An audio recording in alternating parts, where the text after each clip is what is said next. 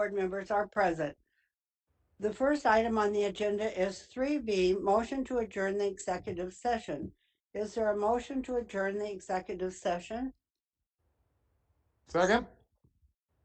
A motion has been made by Mr. Gallardo and seconded by Mr. Prescott. On the motion, those in favor, please indicate by saying aye. Aye. Aye. Those opposed, please indicate by saying nay. The motion carries.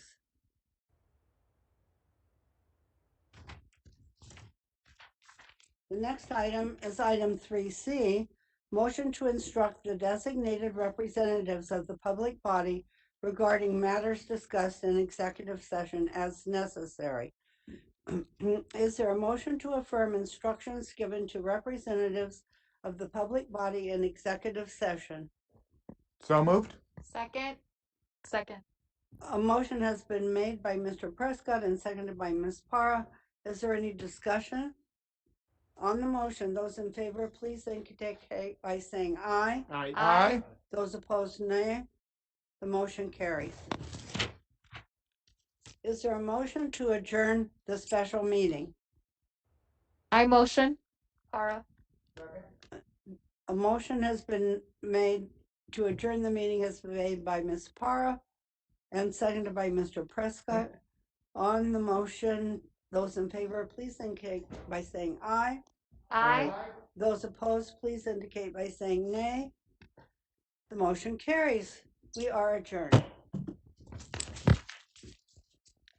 The regular meeting is called to order. Will the secretary please note that all board members are present?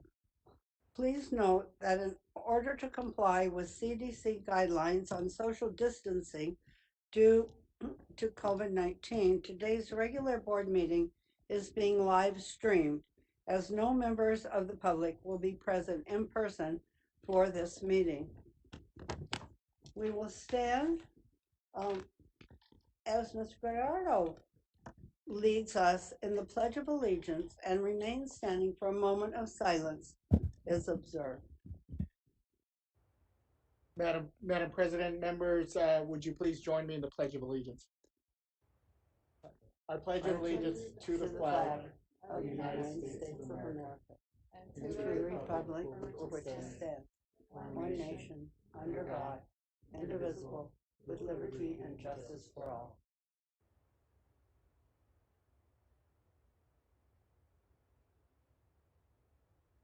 Thank you.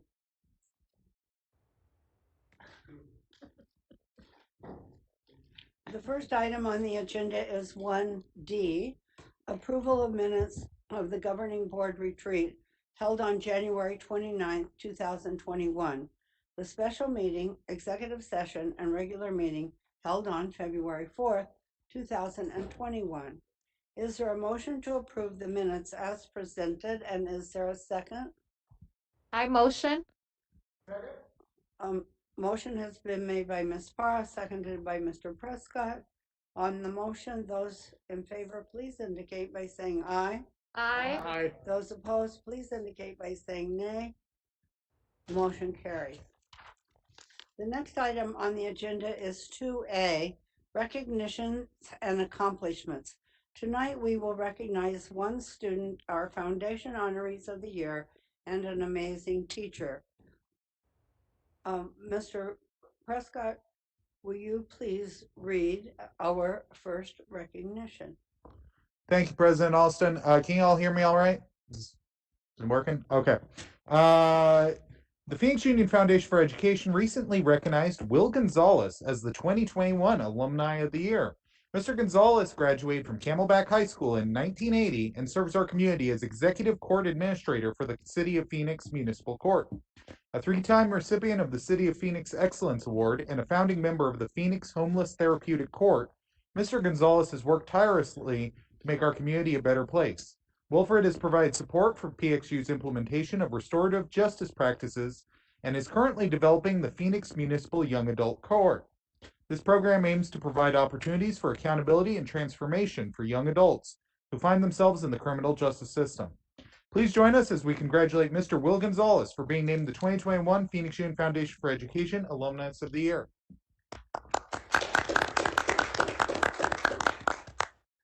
Thank you, Mr. Prescott and Mr. Gonzalez. Thank you so much for your service to our community. Ms. Para will read our next I think I got the next one. person. Number 3? Yep. Okay, sorry. Go ahead, Mr. Congratulations, Miss Michelle Pino, Phoenix Union Foundation for Education Award winners, friend of the foundation. Miss Michelle Pino is the 2021 Friend of the Foundation Award recipient for the Phoenix Union Foundation for Education. The award was given in recognition of her work with the Pino Family Foundation, created to honor her brother, Jeff Pino. The Pino Family Foundation was created to help support and mentor young people who aspire to become pilots and pursue careers in aviation, aerospace, and science, technology, engineering, and math. When COVID-19 hit our communities in March 2020, the Pino Family Foundation provided a $20,000 donation to support families in our community through the PXU Foundation's COVID-19 Relief Fund. This is one of the many ways the Pino Family Foundation has supported the students and families in PXU.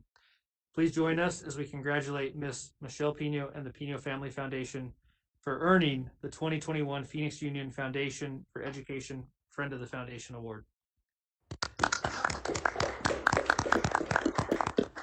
Thank you so much for your support of our students and our district.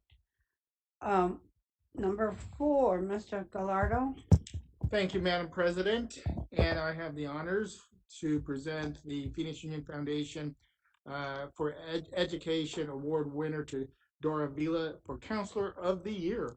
Metro Tech High School Counselor Dora Vila is the 2021 Phoenix Union Foundation for Education Counselor of the Year. Ms. Vila has served Phoenix Union for the past 30 years, including the last 23 at Metro Tech as a counselor.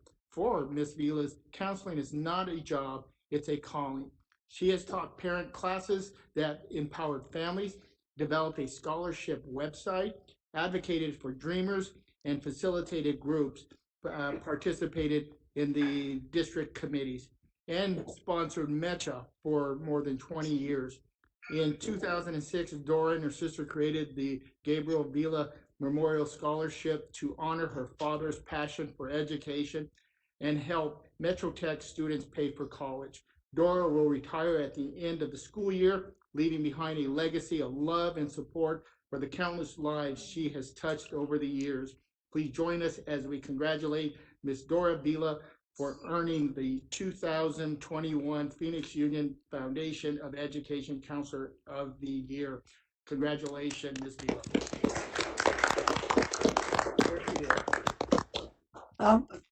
Dora, thank you so much and congratulations. I want all of you to know that I had the real honor of working with Dora at Metro Tech High School for many years, and I can totally vouch that this award is richly deserved, and not enough has been said about the good works that she has provided for our students and our faculty in making Metro Tech a wonderful place to be and our students be able to excel. So again, congratulations, Dora, and thank you so very much. Thank I hear you. you're retiring. Thank you, Mrs. Austin. Yes, it is. It's time. We're gonna miss you. You might reconsider. Thank you. I miss you too. Thank you. And Madam President, if it's okay, if I can just say a few words. Certainly. Dora, congratulations so much. I can tell you as a Trevor Brown graduate and former MECHA student, I know the MECHA organization has served so well, at least for myself growing up. I think my councilwoman over here was MECHA Club student as well. But nonetheless, we are products of this organization and your services to all the students, particularly your dedication to the MECHA Club. I know will be felt for many, many years. So thank you so much. And congratulations and best of luck. Thank you. And I think another of your It's been fans an honor. wants to have a word. Miss Okay. Pastor?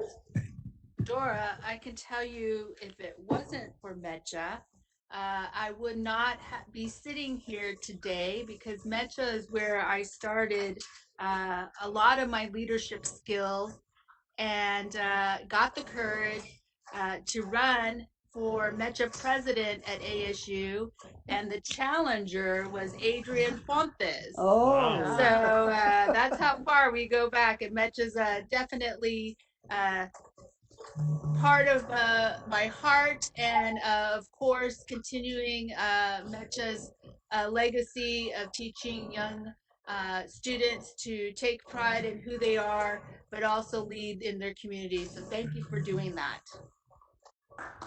I love it. Well, thank you. Yeah, it makes a difference. Okay, so are amazing.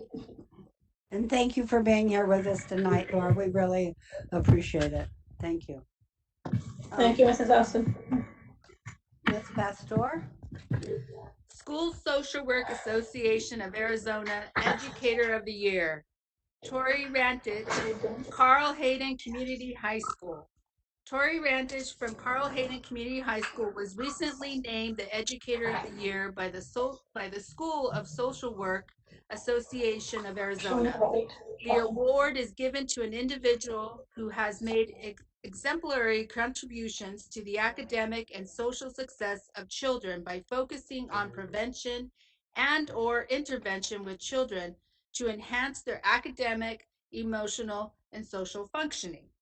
A 6-year veteran at Carl Hayden, Ms. Rantich serves as the English instructional leader and sponsors several campus clubs. Most notably, she is the sponsor of Aliento CHHS, a club that celebrates the unique situation youth impacted by immigration status face by creating community, opportunity, and healing supports. Ms. Rantich is passionate about student and staff mental health needs and providing a safe and inclusive environment where all humans can show their abilities, engage their interests, and demonstrate success for themselves and others. Please join us as we congratulate Ms. Tori Rantich from Carl Hayden Community High School for earning the 2021 Educator of the Year Award from the School Social Work Association of Arizona. Congratulations. We all need all our mental health and social well-being at this moment in time. So thank you very much for supporting students. Thank you. Would you like to say a word? Okay, Not really. I'm sorry. I will unmute. Madam President, board members, Dr. Gaston, the other honorees. It was sort of humbling coming after those other people. But I'm just very grateful for having been nominated by our school social worker and being given the opportunity to work with students and by my administration to work on their mental health, their social and emotional learning, as well as just their academic. And I do think it's made a huge difference on our campus. So thank you very much for the recognition. I'm quite honored. thank you. Thank you for all the wonderful work you do for us. We appreciate it. And I think that we have a couple of our other honorees who have joined us. And so we want to see you and have you say a word or two if that's your desire. Will Gonzalez, our alumnus of the year, welcome. I'm sorry we did your little honoring before we knew you were on the call. So please. No worries. I do want to thank the foundation, the governing board, and the administration for the nomination and the award. And the fact that I'm receiving this award from a nationally recognized educational institution of excellence makes it a lot better. And now that I have this opportunity, I do want to say one thing. Not just because I'm an alumni, but because I have a parent of a child. I am a parent of a child who attends one of your high schools. I do want to thank the governing board for your vision and the leadership, in particular Superintendent Gaston, and how you've led through the pandemic and have met the whole needs of the students and the families. It'd be really hard to find another school district that has performed as well as you have. And so to all the principals, to all the excellent professional educators you have, your paraprofessional staff in all our high schools, thank you for serving and guiding this next generation. It's really exciting to see the current and future change agents coming out of your school district. And again, thank you for all that you've done this past year. And then as a parent, I see it every day in your messaging. So again, thank you for this honor, but thank you for all that you've done. And thank you for all you've done with and for our community. We appreciate it and are proud to have a Spartan recognized. Thank you. And Miss Pastor. So, Will, I never realized you were an alumni. Here we've Yes. all been working, we were working together. And what I have to say is, Will is definitely an asset for the city of Phoenix in our judicial system. And I have worked with him on several stuff, but he's also works with the community college. And so I'm so happy for you, Will. And I haven't seen you in a year. I see you walking on Adams. But congratulations. I'm really proud. Thank you. Thank you. Thank you so much.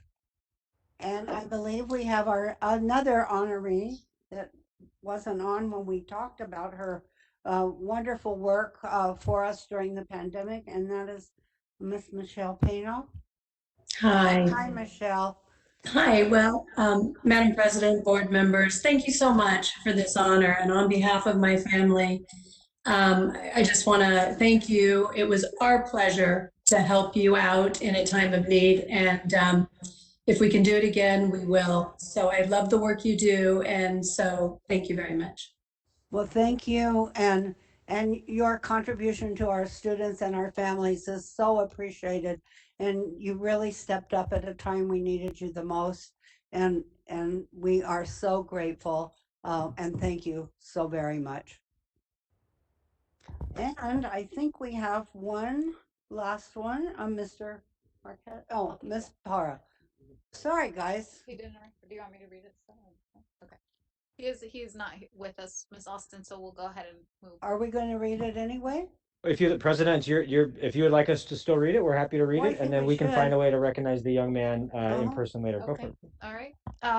This recognition is Boys and Girls Club Youth of the Year. This is Va Kente Cooks, is a senior here at Central High School. He was recently named the Boys and Girls Club Youth of the Year in Phoenix.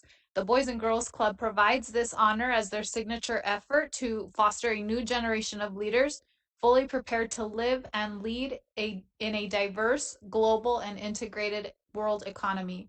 Ba Kente plans on attending college and looks forward to earning a degree in education that will allow him to provide inspiration and support for the youth in our community. He's also has a passion, for writing and would like to become an author. Please join us as we congratulate Ba Kente Cooks from Central High School on being named the Boys and Girls Club Youth of the Year. Thank you. Thank you so very much, everyone. We're so happy that we have so many people that support us in our community, and I think especially our former students. Okay, the next is reports from student government. Dr. Gustin. President Alston and members of the board, as we've been doing throughout this school year, we bring 2 to 3 students per month to give a report on what's happening on their campuses and in their communities, even if we are still virtual. And tonight we bring to you 3 individuals: Sal Ventura from Carl Hayden Community High School, Emily Follett from Desiderata, as well as Tasia Battle from Betty Fairfax High School. And tonight we will begin with Saul. You may take it over. Good evening, President Austin, board members, and Dr. Gesson. My name is Saul Ventura, and I am the Student Vice President of Public Relations at High School for the 2021 school year. At this time, I want to thank the governing board for giving us the time to directly report the success, activities, and opportunities offered to the students of my school.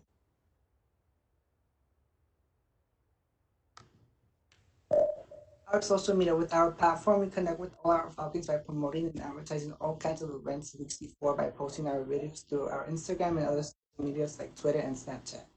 Let me move on to the next slide. Our series, production on a hit series. We are wrapping up series with Keeping Up with CHHS. The season finale is coming soon, with the episodes are available on our YouTube channel under CHHS Studio. The show's outsiders a very big glimpse of our life. Our life isn't always picture perfect as it seems. Within the series, we show scenes of what the planning is for events and how we are dealing with COVID. We also have a new series coming where we give a podcast where we give weekly announcements, and then the videos are displayed on our YouTube channel. Let me move on to the next slide. Spirit Weeks. We once a month to make our Falcons be involved. Our Instagram accounts have all the posts from our fellow Falcons in spirit. We post a story. Let me move on. Staff competition. The staff competition is to involve our lovely staff to send in their best high school pictures. We ended up having the most liked picture with the most liked win surprise. We recently had a school-wide Kahoot competition for all the staff in our Valentine's Spirit Week. We enjoyed it and were very competitive. Let me move on to the next. Football recognition. We are excited to share that we currently have 4 seniors with opportunities to continue their football careers in college. 3 of these young men made it official by signing the national letter of intent. Bryce Charles and Ron Brown have committed to local junior colleges programs. Skylar Bergen has been accepted to Virginia Military Institute, and Roberto Lopez has earned a football scholarship to Maryville State University in North.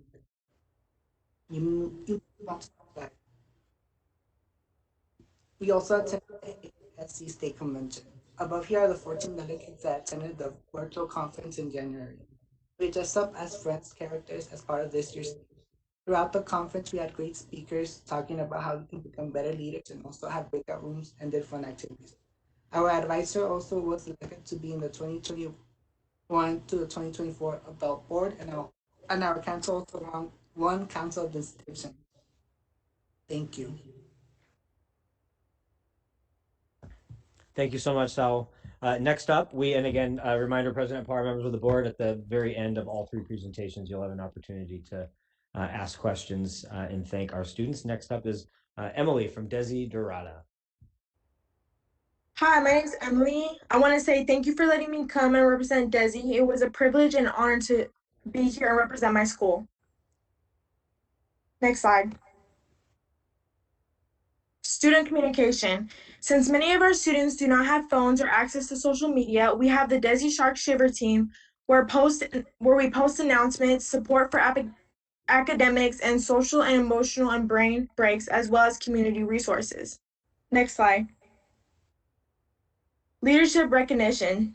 We have our respect level, which is nice work for people who are being respectful and attending classes. And then we also have our responsibility award for those who are showing respect to, and our perfect attendance award for those who are showing up every day with a positive attitude. We post them weekly to our students individually through their chats to celebrate and encourage them. Next slide.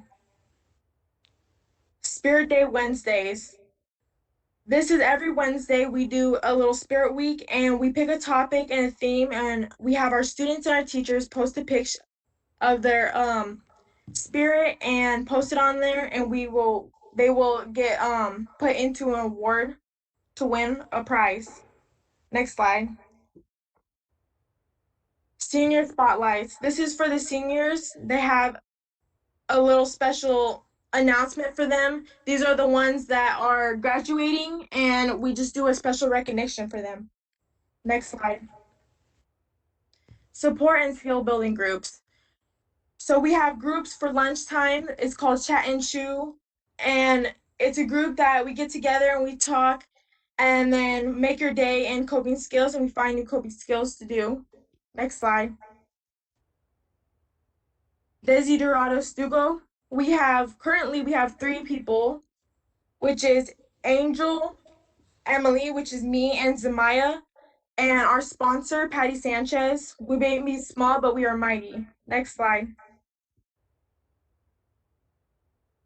Excellent. Thank you so much. President Alston, we have one final presentation tonight, and that's Taija Battle from Betty Fairfax High School.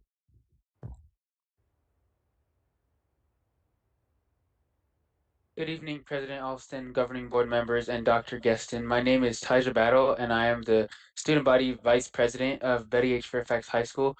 for the 2020 and 2021 school year. At this time, I want to thank the governing board for giving us the time to directly report about the successes, activities, and opportunities that are afforded to the students of my school. NHS is currently doing this homework hotline. As the treasurer of NHS, we also, where we meet with students within elementary schools and even high school, a staff member, person who tutors them, and then the person who needs the tutoring, we all sit together and we just help them with their classes or any work that they need help with. And we have scheduled times for everyone to sign up for so that it's more organized. Next slide, please. Social media pages, we post often on our Instagram pages. This is where we would find all of our posts about upcoming events and spirit weeks and everything. And we also use our Snapchat, which we post on our Instagram so that students who don't have Snapchat or Instagram, they know where to find the pages. Next slide, please. So for Black History Month, we posted information about prominent African Americans in history. I believe we did one a day or two every week, or we tried to, and we just wanted to post some pictures of some of the prominent Black or African Americans in history today. Next slide, please. Student government had a spirit week with the teachers, so it's kind of like a student versus teacher thing. And so Monday was monochrome day versus patterns. Tuesday was old school versus new school. Wednesday was college gear versus Fairfax gear. Thursday was Throwback Thursday, which is basically just posting a picture of you when you were younger or recreating a picture of you when you were younger. And then Friday is always a blue out or white out or our school colors. And there's actually two teachers there. One is Dr. Elena Payton, and then there's Mr. Joshua Ray. And the teachers won the Spirit Week overall, but the students tried our best. Next slide, please. Sustainability. So these dates were saved. So November 2020, sustainability had a survey. January 2021, Maricopa Air Quality STEAM Chief Science Officer event. February 2021, Dr. Komar guest presenter CSO event. Next slide, please. And then we also have Miss Courtney Johnson, who adequately portrays FAFSA information if we need help with any information on completing FAFSA or where we can go for different colleges to be able to see our FAFSA. And we just post what her messages are to our Stugo, and we post those daily so that students can just click on links or find all the information. Next slide, please. Thank you.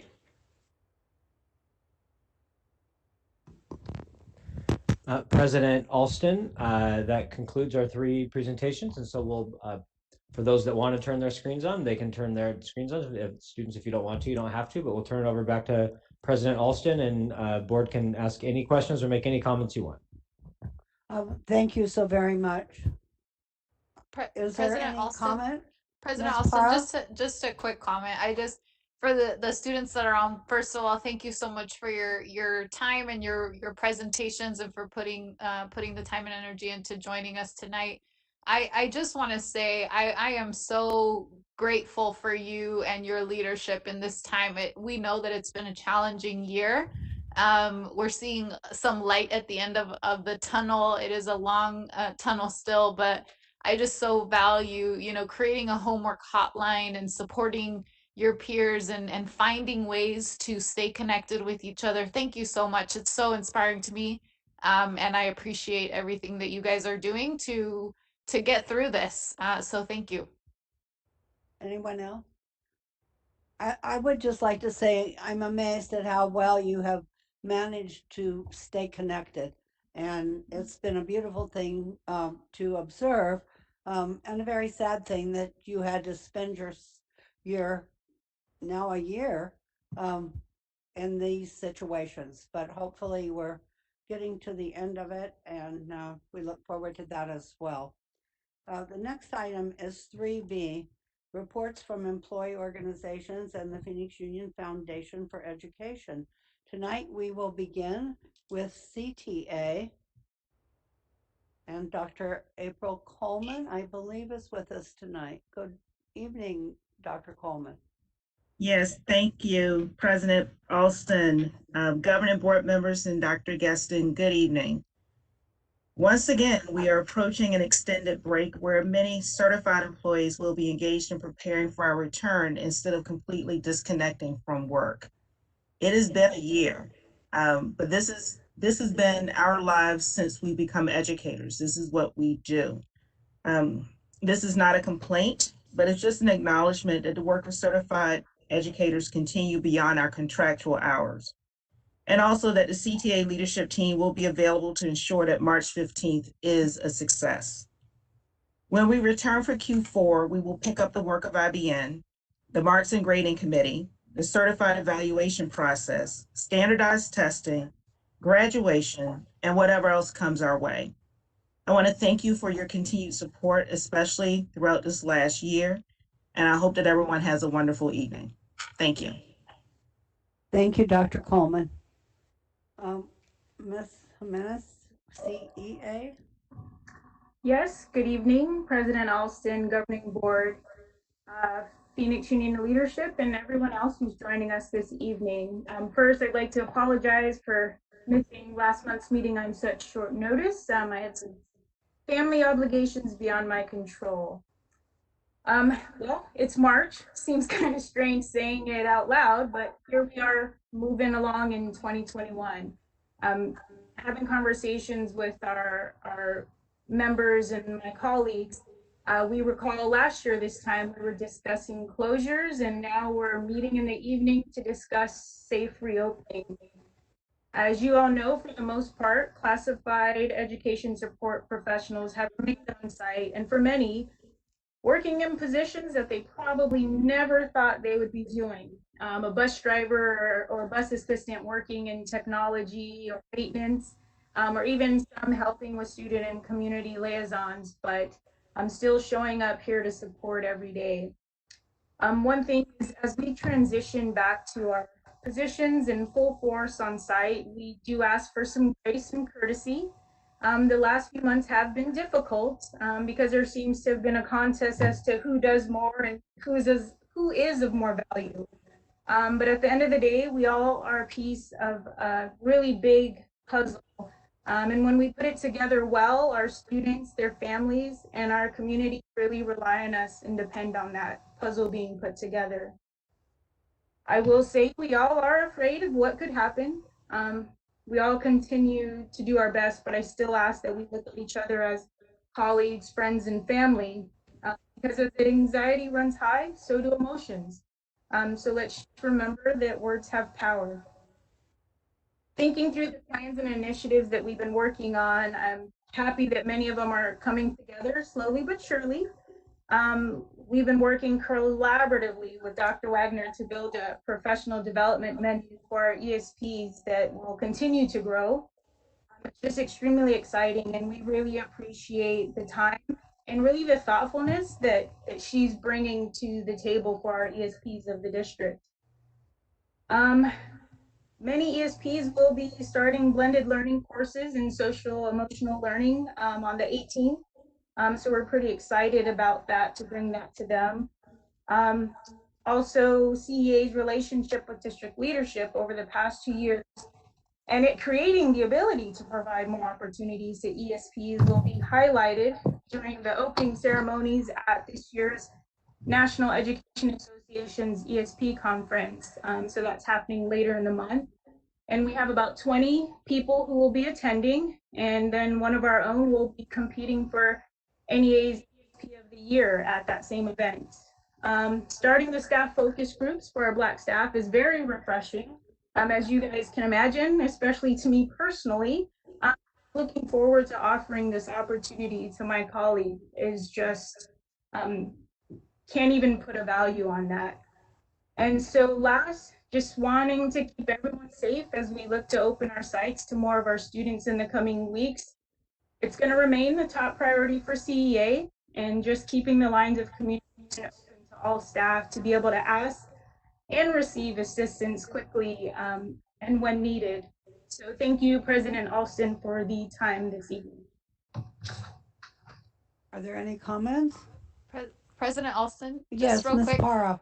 Ms. Jimenez, this is Member Para. I just want to say that is so cool that you are presenting at NEA about the partnership between district and our employee association. That's one thing I'm super excited about, is providing our classified employees pathways to career growth, and truly growing our own leaders here in the system. So thank you for highlighting that and bringing that to light at the national level. That's really, really exciting.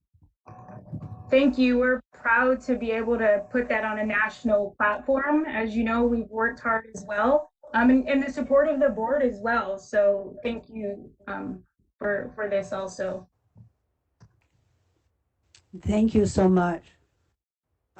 Melissa Jackson for the administration. Good evening, President Alston, governing board members, Superintendent Dr. Gibson, leadership team, and community. This month, ADA would like to highlight our principals: Dina Williams, Alhambra High School; Chandra Alexander, Betty Fairfax; James Arndt, Camelback; Leticia Avalos, Central; Julio Rubio, Carl Hayden; Matt Georgia, Cesar Chavez; Shakira Simmons, Maryville; Shauna Wright, Metrotech; Vanessa Casillas, North; Cherie Hardwick, the Academies at South Mountain; Stephanie Streeter, Trevor Brown; Lorenzo Cabrera, Franklin; Eric Kemp, Linda Abril; Holly Batzel, Bioscience; Robert Grant, Bostrom; Brian Reynoso, Desi; Seth Butte, Phoenix Coding Academy; Keone Dang, Wilson; Courtney Georgia, PXU Digital. Some of the principals' responsibilities include maintaining a safe and orderly environment conducive to learning, more so this year due to current conditions and more so this month with the executive order. Instructional leader plans, organizes, and leads instructional programs and activities of the school. They are the CEO of their community, providing for support in academic, social, emotional, professional, behavioral, as well as public civic service. Develop and implement clearly stated mission, vision for school community to their teachers, staff, students, parents, and community. Establish a systematic method of measuring school success with high expectations for all. Implements governing board policies, regulations, processes, and procedures, and much, much more. Some specific campus highlights are: Camelback has a new football field and track, which hopefully they'll get to use with the winter sports coming up soon. Their participatory budget project was planting trees. Central High School also has a new football field. Carl Hayden is home to the Falcon Family and Community Resource Center, which is a district resource center that provides direct services to our families. To date, 3,469 food boxes that include hygiene and household items have been distributed. Cesar Chavez will start the newest micro school. Maryvale's Gifted and Talented Academy had their dedication fall 2020 and will also have a new football field. North will have a new football field spring of 21. Franklin High School offers 21 dual enrollment college offerings with the district's first AA college certification program in American Justice. We are extremely proud of them. Bioscience received the 2020 National Blue Ribbon School and 2020 Exemplary Secondary Principal of the Year. Wilson welcomes their first graduating class, this class of 2021, and PXU Digital opened its doors and fall 2020. ADA would like to specifically recognize Leticia Avalos from Central, Matt Georgia from Cesar Chavez High School, Julio Rubio from Carl Hayden, and Shakira Simmons of Maryville, and the staff of each of those schools who opened up their schools for our very successful first and second dose of the COVID-19 vaccination pods.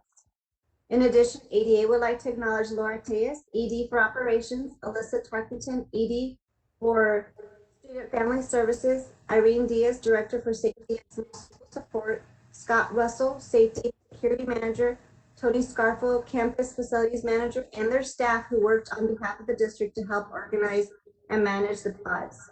Finally, ADA would like to express gratitude to Dr. Geston, Isela Rivas, Chief of Staff and Melody Bob, our rentals coordinator, who successfully led this event for our district. Thank you. Thank you, Ms. Jackson. We really appreciate that report. Anyone have a comment? All right, we'll move right on to Martin Perez with the foundation.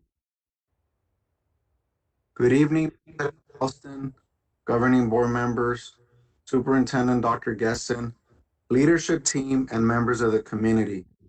The Phoenix Union Foundation for Education campaign for Impact kicked off on February 11th. The comments we've received praised our PXU students, from the MC to the students' testimonial, the student performances, and the announcement of award winners. The overall goal for the campaign is to raise $250,000. The raised funds support the students, families, and educators of PXU. The events committee raised over $12,000 during the silent auction. The annual sponsor team is at 31% of its goal of $100,000. The new team is at 20% of its goal of $75,000. The governing board members are team captains, and forming their team successfully bust through their 5,000 individual goal. Just want to note that I'm one team captain, so if you want to help me meet my goal, send me a message. Other updates include our student scholarship application is out with a due date of March 15. Please continue to help us spread the word by encouraging as many of our students to apply. We remain committed to expanding our partnerships to assist with providing support to our PXU educators through our Emergency Crisis Fund. Supporting our educators will continue to be a priority for the foundation and certainly part of the case statement for the fundraising campaign. Lastly, I'd like to say Happy National Social Work Month to all of our amazing PXU social workers.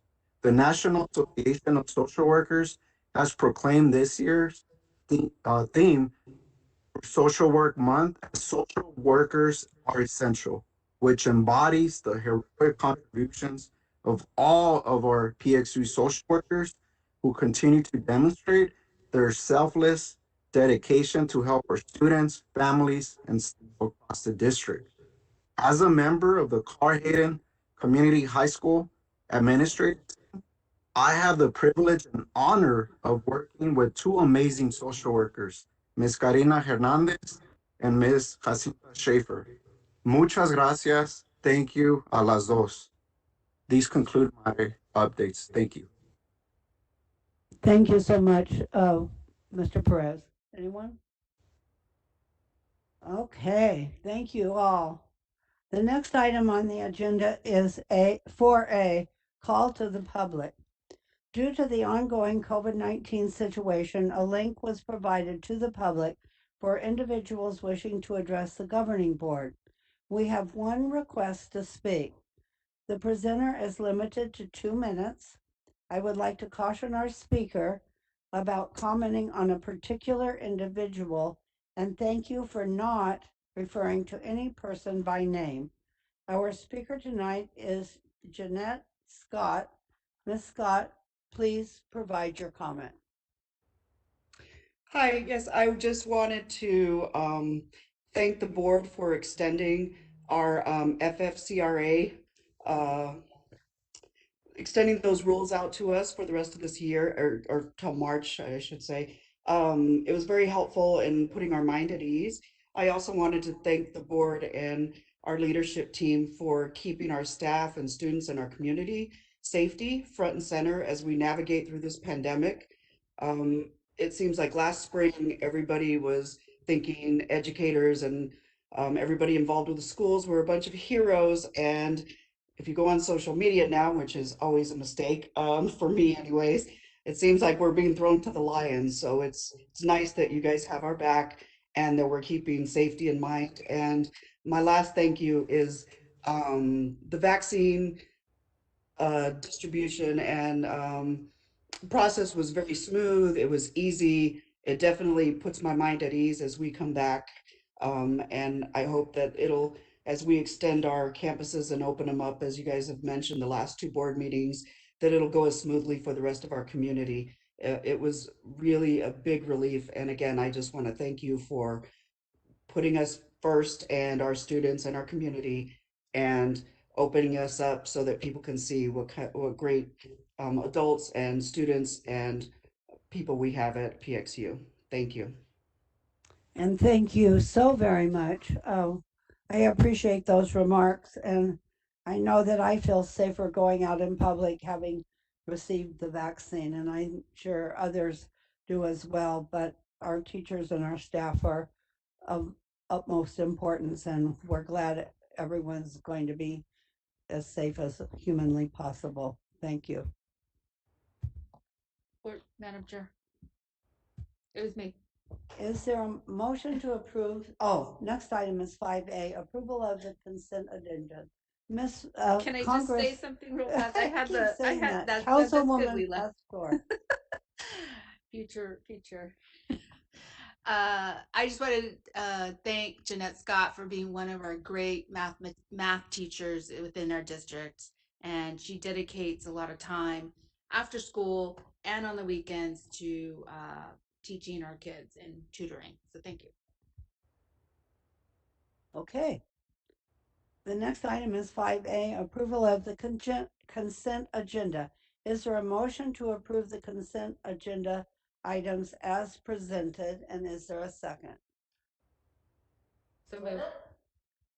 A motion has been made by Councilwoman Pastor and seconded by Board Member Prescott. Is there any discussion on the motion? Those in favor, please indicate by saying aye. Aye. Those opposed, please indicate by saying nay. Any abstentions? The motion carries. The next item is 6A, the superintendent's report. Dr. Gesson, please provide your report at this time. Thank you, President Alston and Phoenix Union Governing Board and our broader community. Before I jump in, we had an honoree earlier today, Vicente, who was unable to join us earlier, but he's here. And so I wanted to, Vicente, we had a chance to, if you want to turn your camera on, you can, you do not have to. But we just wanted to say thank you so much for all that you do in our broader community. We had a chance to talk about you and say wonderful things about you, and just wanted to make sure that you know that our governing board was very positive about all the work that you have done. And President Alston board, I'm not sure if anyone wants to make any comments, but just wanted to let you all know that he was able to join. Thank you. Excellent. Thank you. We were particularly impressed, sir, that while you are on in this virtual setting, that you have taken upon yourself at the National Honor Society to offer tutoring and support to your peers, but also to elementary schools. Curious if you don't mind sharing what's the experience tutoring elementary school students during a pandemic? Being able to be in a position to help elementary students get a better understanding makes me feel better, because everything being virtual has really de-emotionalized and really desensitized what school is supposed to be. So being able to help that almost darkening of education be a little less dark, it just makes me feel better about our current state. Excellent. Beautifully said. Thank you. President Alston, Yes, Vicente, Ms. this is Member Parra. I just want to say thank you so much. You are, with leaders like you, young leaders like you in our community, the future looks really bright. So thank you for everything that you're doing, and know that you have a board and a district here that is eager to see you lead in this community in the future. Thank you. Thank you so much. And thank you. So glad we can have you with us this evening. Dr. Geston. Excellent. President Parra, and again, members of the board and broader community, going to share a few slides tonight. My report is much more brief than it is typically, because we're going to spend some time later today talking about spread of COVID, return to in-person learning, as well as the executive order. So just want to share a couple of things tonight with you, Governing Board. First of all, on our consent agenda, of course, approved many things. Just a couple that I wanted to highlight. First of all, we passed, thanks to our voters, a $269 million bond in 2017. And board tonight approved the final sale of that bond so that we can continue with our construction and facilities work over the next couple of years. And again, are very grateful to our broader community for their support. And also tonight, many years ago, Phoenix Union launched an insurance trust, a benefits trust that has served our community, our Phoenix Union community very well. And tonight, Governing Board approved the continuation of our amazing benefits package that included, unfortunately, a 13.7% increase to medical benefits.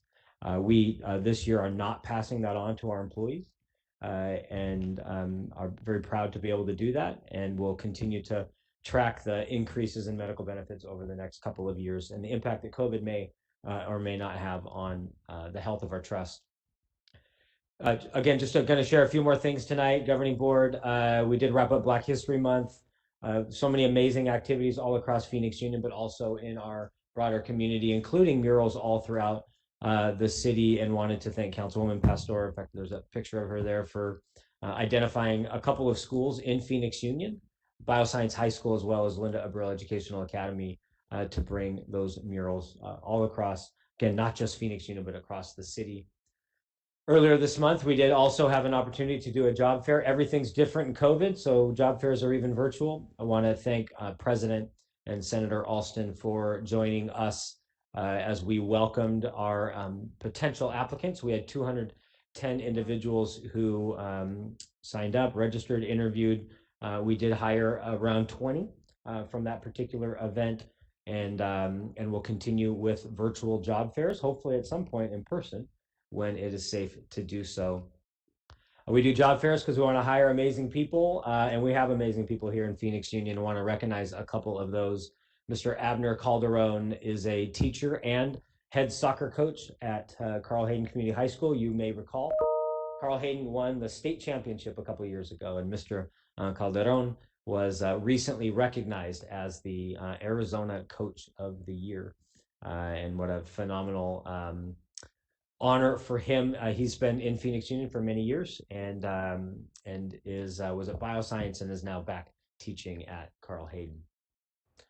Speaking of sports and our employees, we did have two other honorees of the year. Mr. Dan Dodge, Phoenix Union alumni, and many of you know Mr. Dodge from North High School, as well as Dr. Wendy Trevelyan were named the athletic directors of the year, and are extremely proud of them and excited for them. We also had Miss Wendy Collison, our director for exceptional student services, was recently awarded the Laura Gonning Award, which is one of the highest honors in special education, exceptional student services. Ms. Collison is a remarkable advocate for all of our youth, but especially our youth with exceptional needs.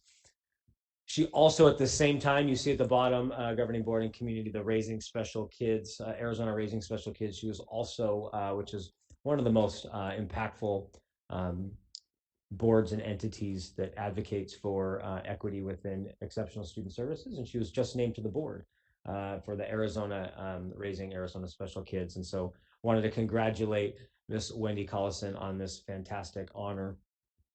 As we were chatting with Ms. Collison about this award, she also pointed out, we heard tonight Ms. Jimenez telling us that she's going to highlight Phoenix Union at a national conference where we actually were able to bring Phoenix Union to a national conference actually placed here in Arizona. And we had individuals in Phoenix Union, teachers as well as district representatives present as exemplary programs. As you can see up there, one was targeted transition programs, other was navigating the new norm, and for Phoenix Union to be highlighted twice at a conference speaks volumes about the work that's happening in that department. You heard tonight from our Phoenix Union Foundation for Education Representative Martin Perez that it's National School Social Worker Month. Phoenix Union, as you know, and thank you to the governing board, we over the last couple of years have dramatically increased the number of social workers across our system. Now have 2 at every site, 1 at our small schools. We're up to 30. Just a couple of years ago, we had around 10. We're at 30 across our system, and we'll continue to invest heavily and are just very proud of all the work that happens within our social and emotional staff. We don't only provide social emotional support. As you heard from Ms. Jimenez, we have so many remarkable classified educational support professionals. People may not know Phoenix Union has a facility called the District Support Facility where we run full construction trades, a full warehouse. We provide some technology support out of there, recycling. You would not imagine all the work that happens behind the scenes.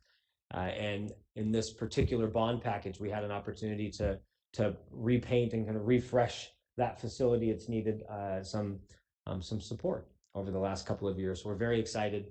And what we'll bring to the board, as you are aware through the 2017 bond package, is going to be a brand new bus barn and a new facility on the DSF premise so that we can bring more transportation in-house as well as our electric bus initiative. And so that will, the construction begins very soon. Of course, we didn't paint the buildings that we're going to tear down. These are only the buildings that are going to stay.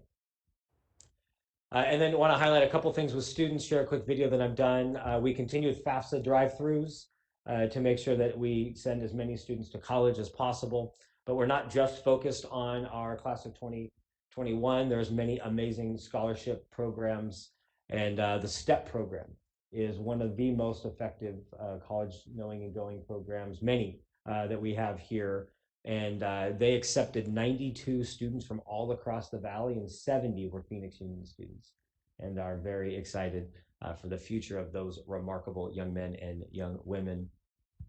And then we also this week brought back spring sports. We had an opportunity to bring back fall sports for a short period of time. Many people ask, why would you bring sports back in the fall, even if it was just for 4 to 5 weeks?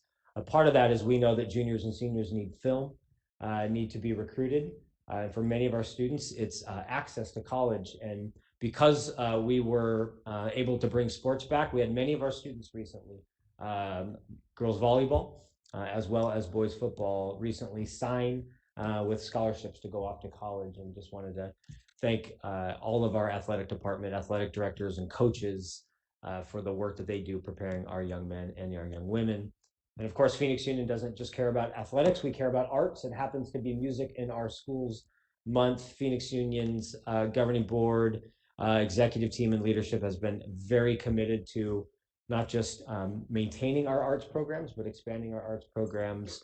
And as you know, even during this pandemic, Phoenix Union continues to do and offer arts. Even we use masks. We did instrument distribution so that students at home can continue to hone and practice their skills.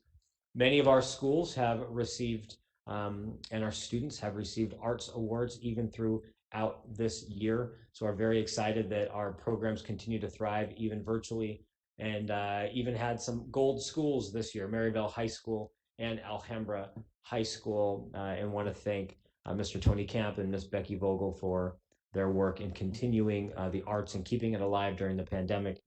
And then finally, just a final, very brief, cool, good news story that 2 North High School graduates, twins, who graduated many years ago in 1949, turned 90. And their daughter actually works for us and brought this good news story to us. And so we have a very brief, cool video that we're going to show you, and then that concludes my report for tonight. So with that, a brief video.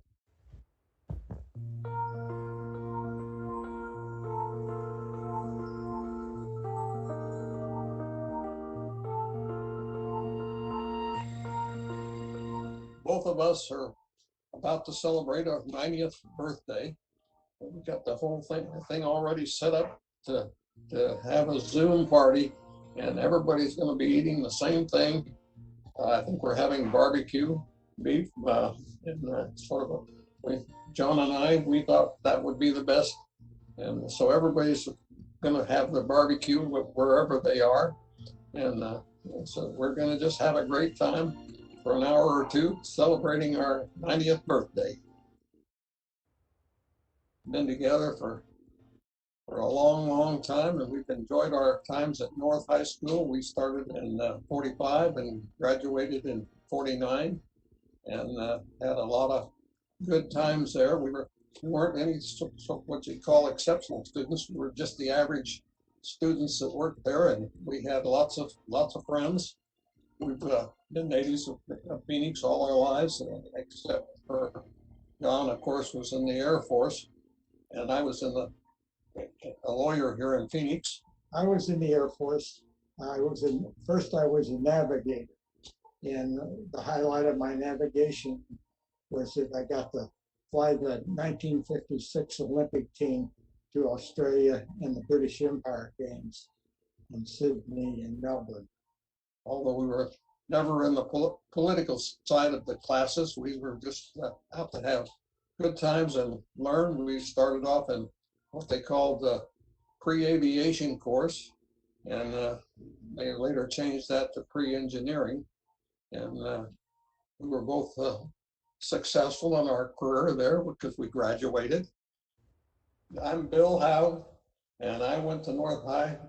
I'm John Howe, and I went to North High School, a great school. Great. And President Alston, their daughter is Julie, who is the Visual Arts Department Chair at North High School, where they graduated. Oh, and with that, that concludes my report, but happy to answer any questions as well. Thank you. Board, do you have any questions or comments for Dr. Geston? President Alston, just Yes, a quick Ms. comment. Bob. One, that video was so cool just to see the alumni and then to make the connection to a current employee. But I also just want to say, I think Dr. Geston, Dr. Allen, Thea have heard from me about the needs for us to highlight our work on a national level. So thank you all for encouraging our educators to do that. I think Phoenix Union obviously might be a little biased, but I think we're doing incredible work, and I am so proud that we are getting to talk about our work at the national level. So thank you so much for continuing to support them. Thank you for sharing that whole good story. That was awesome. Go ahead, Thank you. You're Ms. welcome. Ross. Senator, she was President Alston. She was just thanking us for that feel-good story at the very end. Oh, okay. Thank you. That concludes my report. Yeah, I just had a comment on the first portion of the report regarding the sale of bonds. And I know this board, prior to me joining, passed a responsible contractor ordinance, and we just approved $46,500,000. And as we move forward for the next 4 years that I'm on the board, I want to make sure that we honor our workers, our working families, our students, and our alumni that become graduates if they are lucky enough to end up working on those projects. So that's important to me, and I just wanted to say that on record. Thank you. Anyone else? Miss Nope. Councilwoman Pastor. Mr. Marcus brings up a valid point, so I want to know when we can have that discussion. I don't know if we bring it to the board so that we vote on the contract language, or we do it internally, but I would like to see that in the next board meeting. President Alston and members of the board, Councilwoman, our tech and logistics teams, Ms. Michelle Gales and Laura Tejas, and I have been meeting. I've chatted with a couple of board members, and actually do think that we'll be ready to bring something to the board in the month of April. Thank you. Okay. The next item is 7H, to consider the hearing officer's recommendation and issuance of final order, either affirming, withdrawing, or modifying the notice of dismissal of the certified employee. Is there a motion to adopt the hearing officer's findings, conclusions, and recommendations? And is there a second? So moved. Motion. Second. Okay, I think Ms. Ross? Yes, President, that was me. Okay, a motion to adopt has been made by Ms. Ross and seconded by Councilwoman Pastor. Is there any discussion? On the motion, those in favor, please indicate by saying aye. Aye. Aye. Those opposed, please indicate by saying nay. Any abstentions? The motion carries.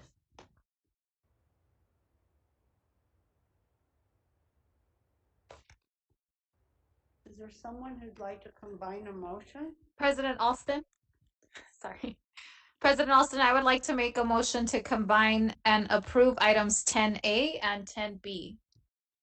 Oh, thank you. There has been a motion to approve the launch of a Phoenix Educator Preparatory for grades 9 through 12 and the memorandum of understanding with the Faros Foundation for the creation of the Phoenix Educator Preparatory. Is there a second? So moved. Second. A motion has been made by, oh, well, that was your motion. I'm sorry. Board Member Para, seconded by Mr. Prescott. Correct. Is there any discussion? On the motion, those in favor, please indicate by saying aye. Aye. President Alston, Councilwoman. Who? So, Councilwoman? yeah, sorry. So 10A and 10B came together? Yes. Yeah. Okay. And it is the launch of a Phoenix Educator Preparatory? The Educator Academy. Okay. I would like to relook at that. And I would like to look at it as more of a public servant academy. It could include the teacher piece, but really make it broader and towards a more public servant piece of this academy. President, Okay, President Alston. Motion's been made and seconded. Let's vote on the motion. There'll be plenty of time for Sir. discussion, I believe, going No. forward on Is there no what all is discussion? going to be included. Is that correct? Yeah, President Alston, I think now's the right time, it's just For discussion. yeah. I think so Councilwoman Pastor and board, the approval tonight, as you are aware, is this academy would not launch till 2023, gives us 2.5 years to plan it. And so happy to have a discussion tonight, but part of this, after our previous discussions as a board, is that we want to use, instead of trying to launch it in 1 year, launch it in about 2.5 years, so that we can start with what are the different branches that we would offer inside of this academy, and start with some interest surveys of students and families and focus groups to really decide what exactly goes inside this academy. So we'll have plenty of time to build out exactly what that could and should look like in the future. Okay. Anyone else? But my question is, my question or my point is that it's not named Educator Preparatory, that it's a public service preparatory that includes or incorporates the teaching part. So I don't want to pass something if this is what it is. I want to have a bigger dialogue on how we can broaden that and incorporate all those pieces. So as long as it's on the record that that's what we're going to do and incorporate the educator piece, but it's a public service school. President Alston, if I can Yes, just Ms. make Parra. a comment or ask a question related to that. I think this is this isn't the name of the school yet, right, Dr. Geston? Are we? No, President Alston and Board Member Para, in order to get the school launched, we have to put a name to it. But as our team very well knows, we've said this is not the name because we don't know exactly. It's why it's very bland. Phoenix Educator Preparatory, because we're not exactly sure what the feedback's going to say. And when we get closer, then we'll have an opportunity to really think about naming and branding the school. And I think, Ms. Pastor, your items are really included in the name because everyone who's a part of this district, an employee of this district, is an educator. And so from that regard, I don't think it's limited to a teacher's academy per se. I think how is the accepting of the dollars? What was the grant written like? I mean, I guess I could look for the grant in here. Yeah, the grant MOU has a lot of language about the educator preparatory. Yeah, President Alston, members of the board, as you are very well aware, we've talked about this for several months, that we're bringing to you tonight this MOU that's about launching a prep that focuses on educators. We are happy to, in the process as we really develop the school and seek feedback, see ways in which we can expand the scope of it. Happy to do that, but what's brought before you tonight is the Educators Academy and the MOU that supports it. Our commitment to our own community was, as we launch new schools, we don't want it to come from M&O and be on the backs of the salary and benefits for employees. And so we're very fortunate tonight to receive a large foundation grant to launch it. Okay, Mr. Marquez first, and then Mr. Stanford. Yeah, I would encourage staff to think about expanding the vision to include, public service as a whole. I think the foundation of our public servants really starts with our teachers. I think we have really good examples here on this board of city government, county government, and state government. And I think our teachers are really the frontline workers within the public servant field.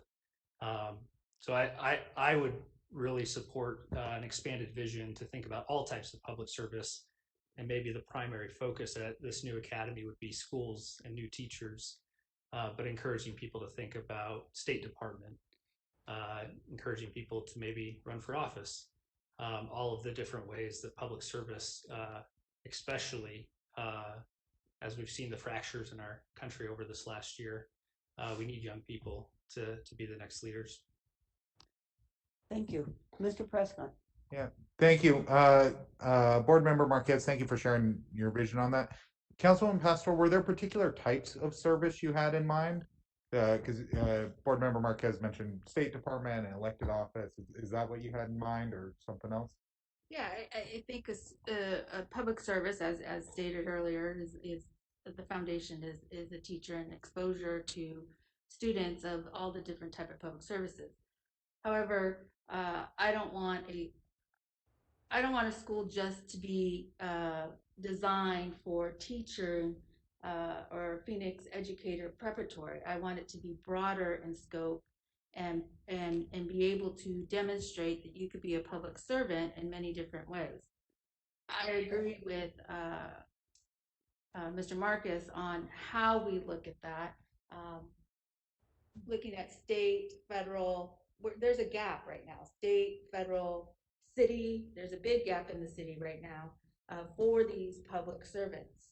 And so I want to broaden it out of more of a public servant piece than just narrowing in on educators. President. Then sorry, one couple questions for Dr. Gesson. Dr. Gesson, correct me if I'm wrong, but South Mountain has a public service, is one of the academies there. And I know that we're still talking through different academy models for Trevor Brown and whatnot. Are we looking at public service for any of those other academy models? Yeah, President Alston, Board Clerk Prescott. I was actually going to make a similar comment. I think we have a couple things that our portfolio team can explore based on this conversation. I think one is how could public service fit into an academy like this? Second, we do have a public social service academy at the academies at South Mountain. As we discussed last month, academies at Trevor Brown is in development. I want to do more of that work. And so I think we could really consider what that looks like through the academies model. And then I also think that there's no idea that our portfolio team doesn't want to discuss and look at. And so maybe there's such interest in public service that we could have an educators academy and a public servants academy and do both. So I think what I hear the board saying tonight is let's explore this idea of public service and find out where it fits and how it fits, but that it's a sentiment of the board that's a value to us. So I think that makes a lot of sense to me. Ms. Parra. President Alston, Dr. Gesson, and Councilwoman, I think when we, to the point that was just made, there's a lot of opportunity from what is available at South. The Franklin Police and Fire Academy, that to me is another public service academy that we have. I do believe that the education profession as a whole is a service to the public and the community. And when we've talked about this concept, you know, it's not just about the teaching profession, but it's social workers, it's nursing, it's everything that it takes. We know as system leaders, we know that there are a lot of individuals that have to be a part of the community here to make schools function. And so I think that from your lens, Councilwoman, like the entire model, to your point, is like how are educators of service to the community, maybe, but I do believe that there is a lot of opportunity for our students to explore public service already in the options that we have among our portfolio as well. But I think this just adds another value because I do believe the education profession is a public service. Oh, I that's not what I'm disagreeing with. I'm disagreeing with broadening the scope of this academy. And I'm as a teacher myself, you enter these academies and you're taught a certain way. I just happened to be a teacher and then decided that I was going to, was very frustrated with the system and decided to move on and get my master's in public administration because I wanted to write policy and be able to impact what teachers taught in a classroom and be able to have the power and a voice to change a system. So I think it's broader than just a teacher's academy. I think it's broader in teaching those skills, those leadership skills, and the ability to give them a voice within a system. And that's why I feel it's more of a public service, because it does incorporate in the model counselors, social workers, all those elements. And so to me, that's a broader picture of public service. Teachers fall all under that umbrella. So that's why I'm pushing so hard, because it's broader than that. And I don't want to put a teacher in that specific box when they can grow to be in many different places to influence what is happening in the education environment. May I, Councilwoman, President Alston, just if I can quickly I think you actually hit a really great point here, and maybe Dr. Geston, as the team really starts to, you know, dream about what this looks like, I think Councilwoman is bringing up a point about the role that educators play in advocating for the profession. I mean, there's a huge advocacy component, you know, policy component to education, and that could be part of the curriculum as well. For sure. Anyone else? I think we heard Board Member Ross. Miss, You did. Thank you. Miss Councilwoman. Oh, is it Miss Ross? Yeah. Okay, sorry. That one was not an accurate prophecy on my part. That was not accurate at all. It sounds like we need to discuss this more before. My suggestion is that we pull this and not vote on this right now. We had a tremendous amount of discussion. We don't seem to be ready to vote yet. It seems like to me we should pull it and vote and discuss it more and vote later. Okay, well, we have a motion on the floor. I think we need to go forward with the motion. If it fails, then we'll regroup. But we have 2.5 years or more to talk about this, to decide about it. And I think it's imperative that we go forward with the motion at this time. Mr. Prescott. Thank you, President Alston. So, Dr. Geston, if we took the month to, if we voted to postpone and then we took a month to revisit the concept, explore public service, would that negatively impact the grant at all, or would the team be able to do that, and then we can come back and have a discussion based on this in next month? President Para and Mr. President Alston, sorry, I spent the last 2 years saying that. I apologize, Senator. Board Clerk Prescott. We'd have to discuss that with the grantee. Again, what we've been talking about, this Educators Academy, with you all for many years and brought this to you as an educators academy, and that's what the grant was for. Our recommendation is to pass it because we do have 2.5 years to plan it. But if we need to revisit, then we can revisit. Yes, Ms. Councilwoman. My question, I know you've been talking about it to us, but we've also had these discussions, and now I think it's at the point where you're asking for us to vote on something where I'm just saying I'm not comfortable. So, and we can vote on it, and it fails, then it doesn't move through. I don't think that's what we want. I think what we want is to know that if this passes, that we will be able to slightly or maybe change the model, that it expands broader than that, because I think it's very important in teaching educators not only how to teach and manage a classroom and the social emotional, but it'll embed also how do I advocate for my kids and my family. That's one thing. The other thing is that how do other people within the system or this academy then learn to advocate also for their students and their families, or the changing of a school system? That is not taught. That is you learn as you go, or you follow, or you luckily will get mentors to do that. But I think this is a very important conversation. If this is passed today, I want to know that we would be able to shift a little bit if we accept this money. Or if we can't, we can vote on it, pass it, and if we can't, then we can always say we're not going to take the money. For sure. So I don't know how to move I can forward. answer that. Yep, I can answer that. President Alston, Councilwoman Pastor, if the board passes this tonight, we're committed to making whatever shifts necessary to add that component. What I'm reminded of is we actually have a teacher in Phoenix Union at Alhambra High School. His name's Jet White. He's a teacher. He's also the board president at Pendergast. And I think he probably is a great example of, in many ways, what I hear Councilwoman and the board saying, that for us to build an educators academy absent of service and advocacy and policy work, I think would be to sell the academy short. So the board passes tonight. We're happy to commit to making that a component.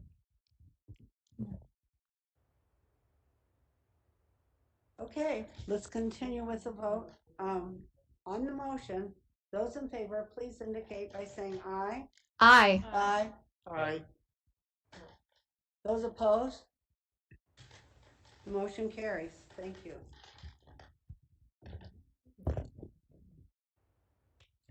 The next item is 10C, fourth quarter discussion. Dr. Geston. All right, governing board, President Alston and governing board, this is the last major component of the night, where we every month bring to you a discussion about the spread of COVID, vaccines, and most relevant to this week, the executive order that was published here in Arizona. So I want to share a few things as we lead up to the discussion on next steps with COVID and executive order. Want to once the team gets this sharing. Okay, so I do want to start really quickly. We heard a call to the public tonight, a thank you for vaccines. Did want to recognize our team once again. We did finish dose. We also kept the same theme, spread love, not COVID. Last month, we had an opportunity to thank many leaders for bringing this to our community. Isela Rivas, our chief of staff, Melody Bach, as well as so many people were mentioned. Tony Scarfo, our campuses. Today, I did want to, and you heard Miss Melissa Jackson comment, I did want to thank our principals at those 4 schools. This was the work of many people, certainly not our principals, but to open up that campus and their campuses is a lot of work and a lot of effort. And I think what I appreciated the most about those 4 principals and their teams is that they didn't just approve this, they rolled up their sleeves and got engaged. You see a picture of all 4 principals in action who weren't just walking around shaking hands or saying hi, but actually getting involved in the work. So thank you so much to those 4 leaders. The logistics was a very heavy lift, as you are very well aware. We were able this time to vaccinate more people, nearly 7,500, nearly 500 more people than we vaccinated last time. And we also have sent many of our educators to other educator pods to make sure that we continue to increase the number. Our community has been very grateful, as you can imagine. You heard it tonight. We've received countless emails, cards, phone calls, letters. Just have a couple of examples up here that we've received. And truly, the work of Phoenix Union has saved lives and made our community healthier, and are very grateful to those who did that work. I did want to let our governing board know that we have made it very well known that we want to get involved in community pods, that we want to bring vaccinations right here to our footprint. You are very likely aware there were many articles that came out recently about the disparities in vaccine access all across the state of Arizona. Our zip codes do not have the same access to vaccines. In fact, the zip code 85009 was highlighted recently. That happens to be the zip code around Carl Hayden Community High School. And we have told the city, we've told the county and the state that when we get to phase 2, Phoenix Union wants to be first in line to bring vaccinations to our zip codes and not watch them go to more suburban zip codes. And we've asked and told the county we're happy to help in any other way. And so tonight we also announced that we are going to do our first non-educator pod in the next couple of weeks. We received a call from the county saying that some of our service agencies, Valley Metro as well as USPS, needs access to the vaccine. And we've agreed to host a pod to vaccinate all of Valley Metro. And we're actually going to bring the Johnson & Johnson 1-dose vaccine to Phoenix Union. And again, we want to be a partner in any way, shape, and form in bringing vaccines to our county, to our zip codes. President Alston, I see Councilwoman has a question.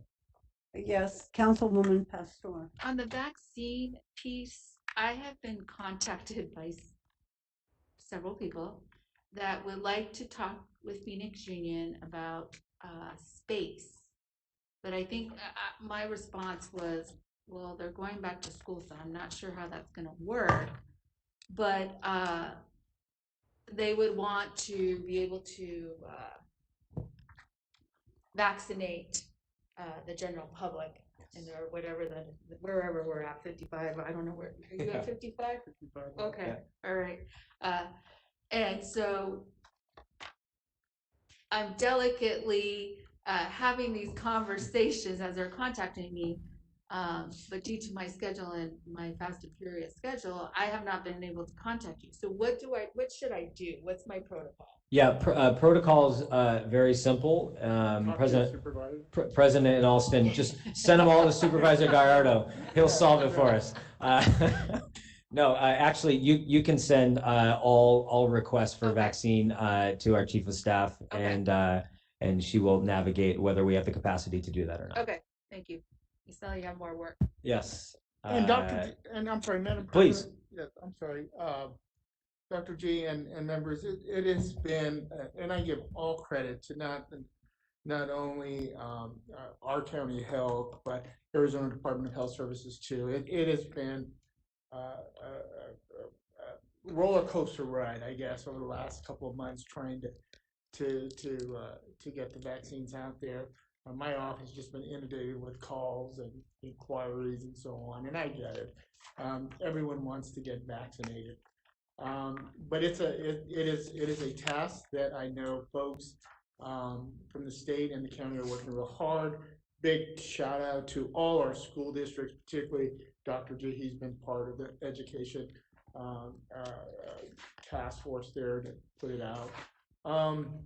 It's a supply issue right now, and as more vaccines become available, the plan from day one, when the general public is available or ready to be vaccinated, the vaccines will be available at places where people feel comfortable, let it be a school, a community church, could be their local pharmacy, is to get it out there as many places as possible. So it is something in the works. I know They continue to talk to school districts and community centers throughout the county.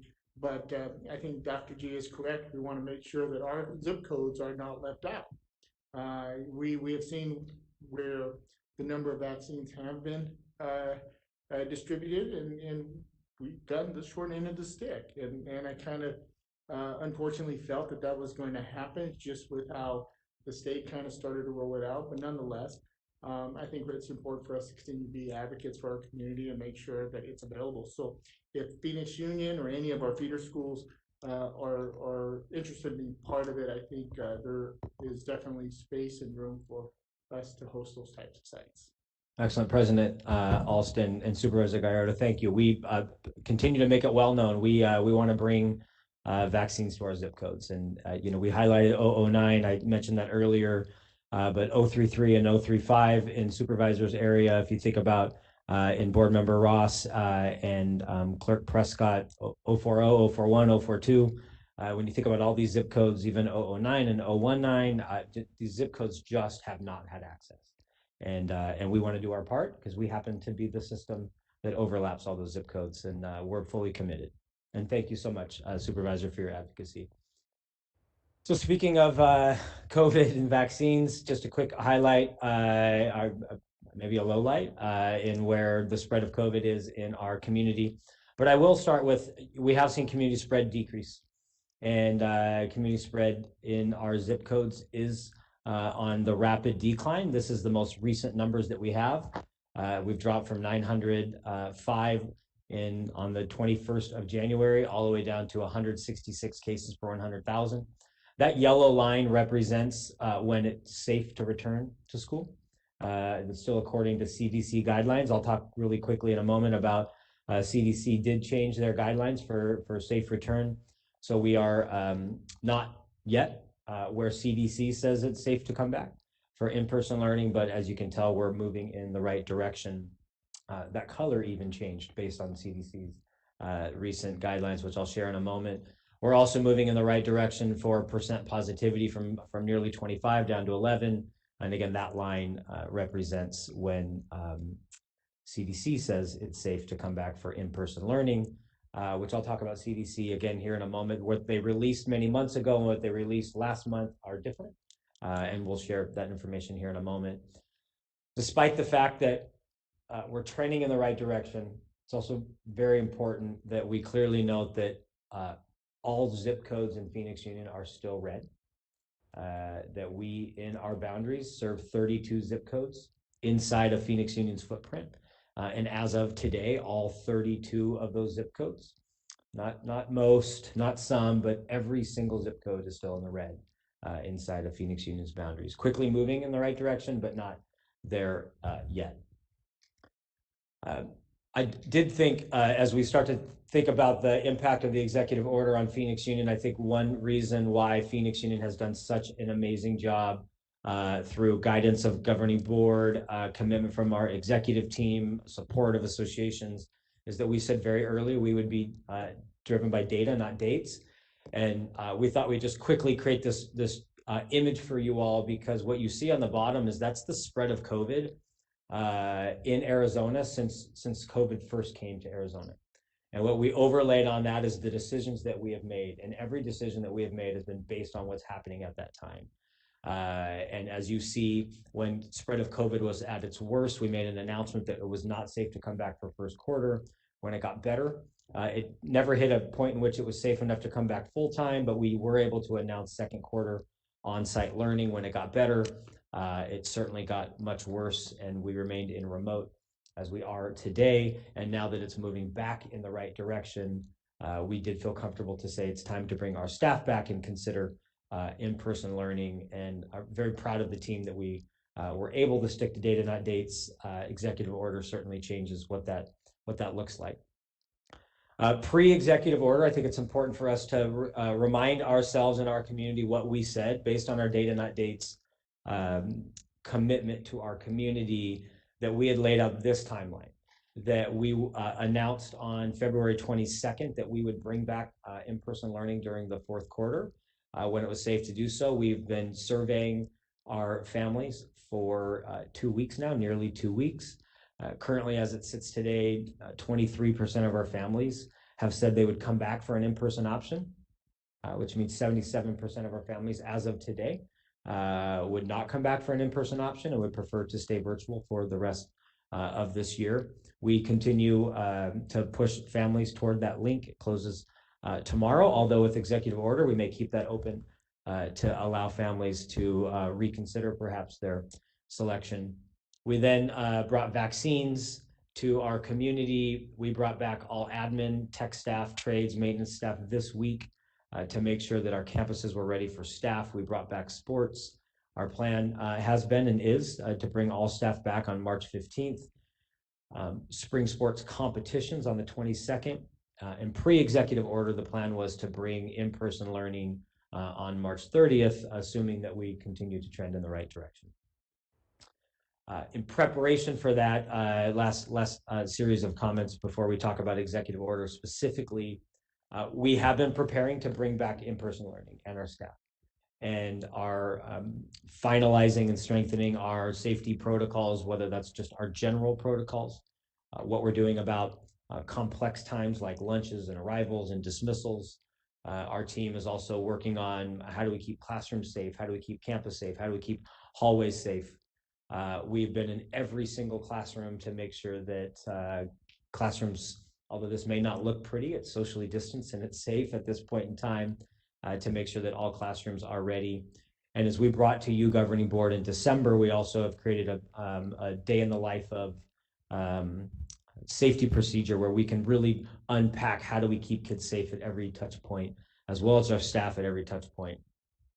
What we will very soon publish for the broader community is we are putting all of our safety procedures into what will be called the PXU Health and Safety Mitigation Plan that will put all of these components. And as you see, from reducing spread to return to school to talent policies, FFCRA, day in the life of, all into one comprehensive document that we can begin to share with our community. And as you also heard tonight, we did extend FFCRA for the rest of the year.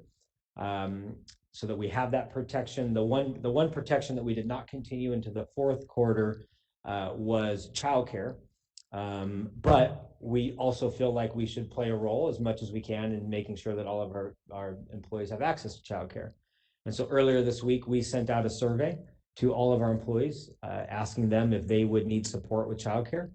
We had a meeting with local providers, including Valley of the Sun United Way, to ensure that there are enough places and spaces for our employees to give childcare. And I did put a couple of quotes up there from our employees who sent us messages. One particular employee said, "We are fortunate to have childcare, but I do want to say thank you for thinking of this and taking care of the staff. This is really going above and beyond."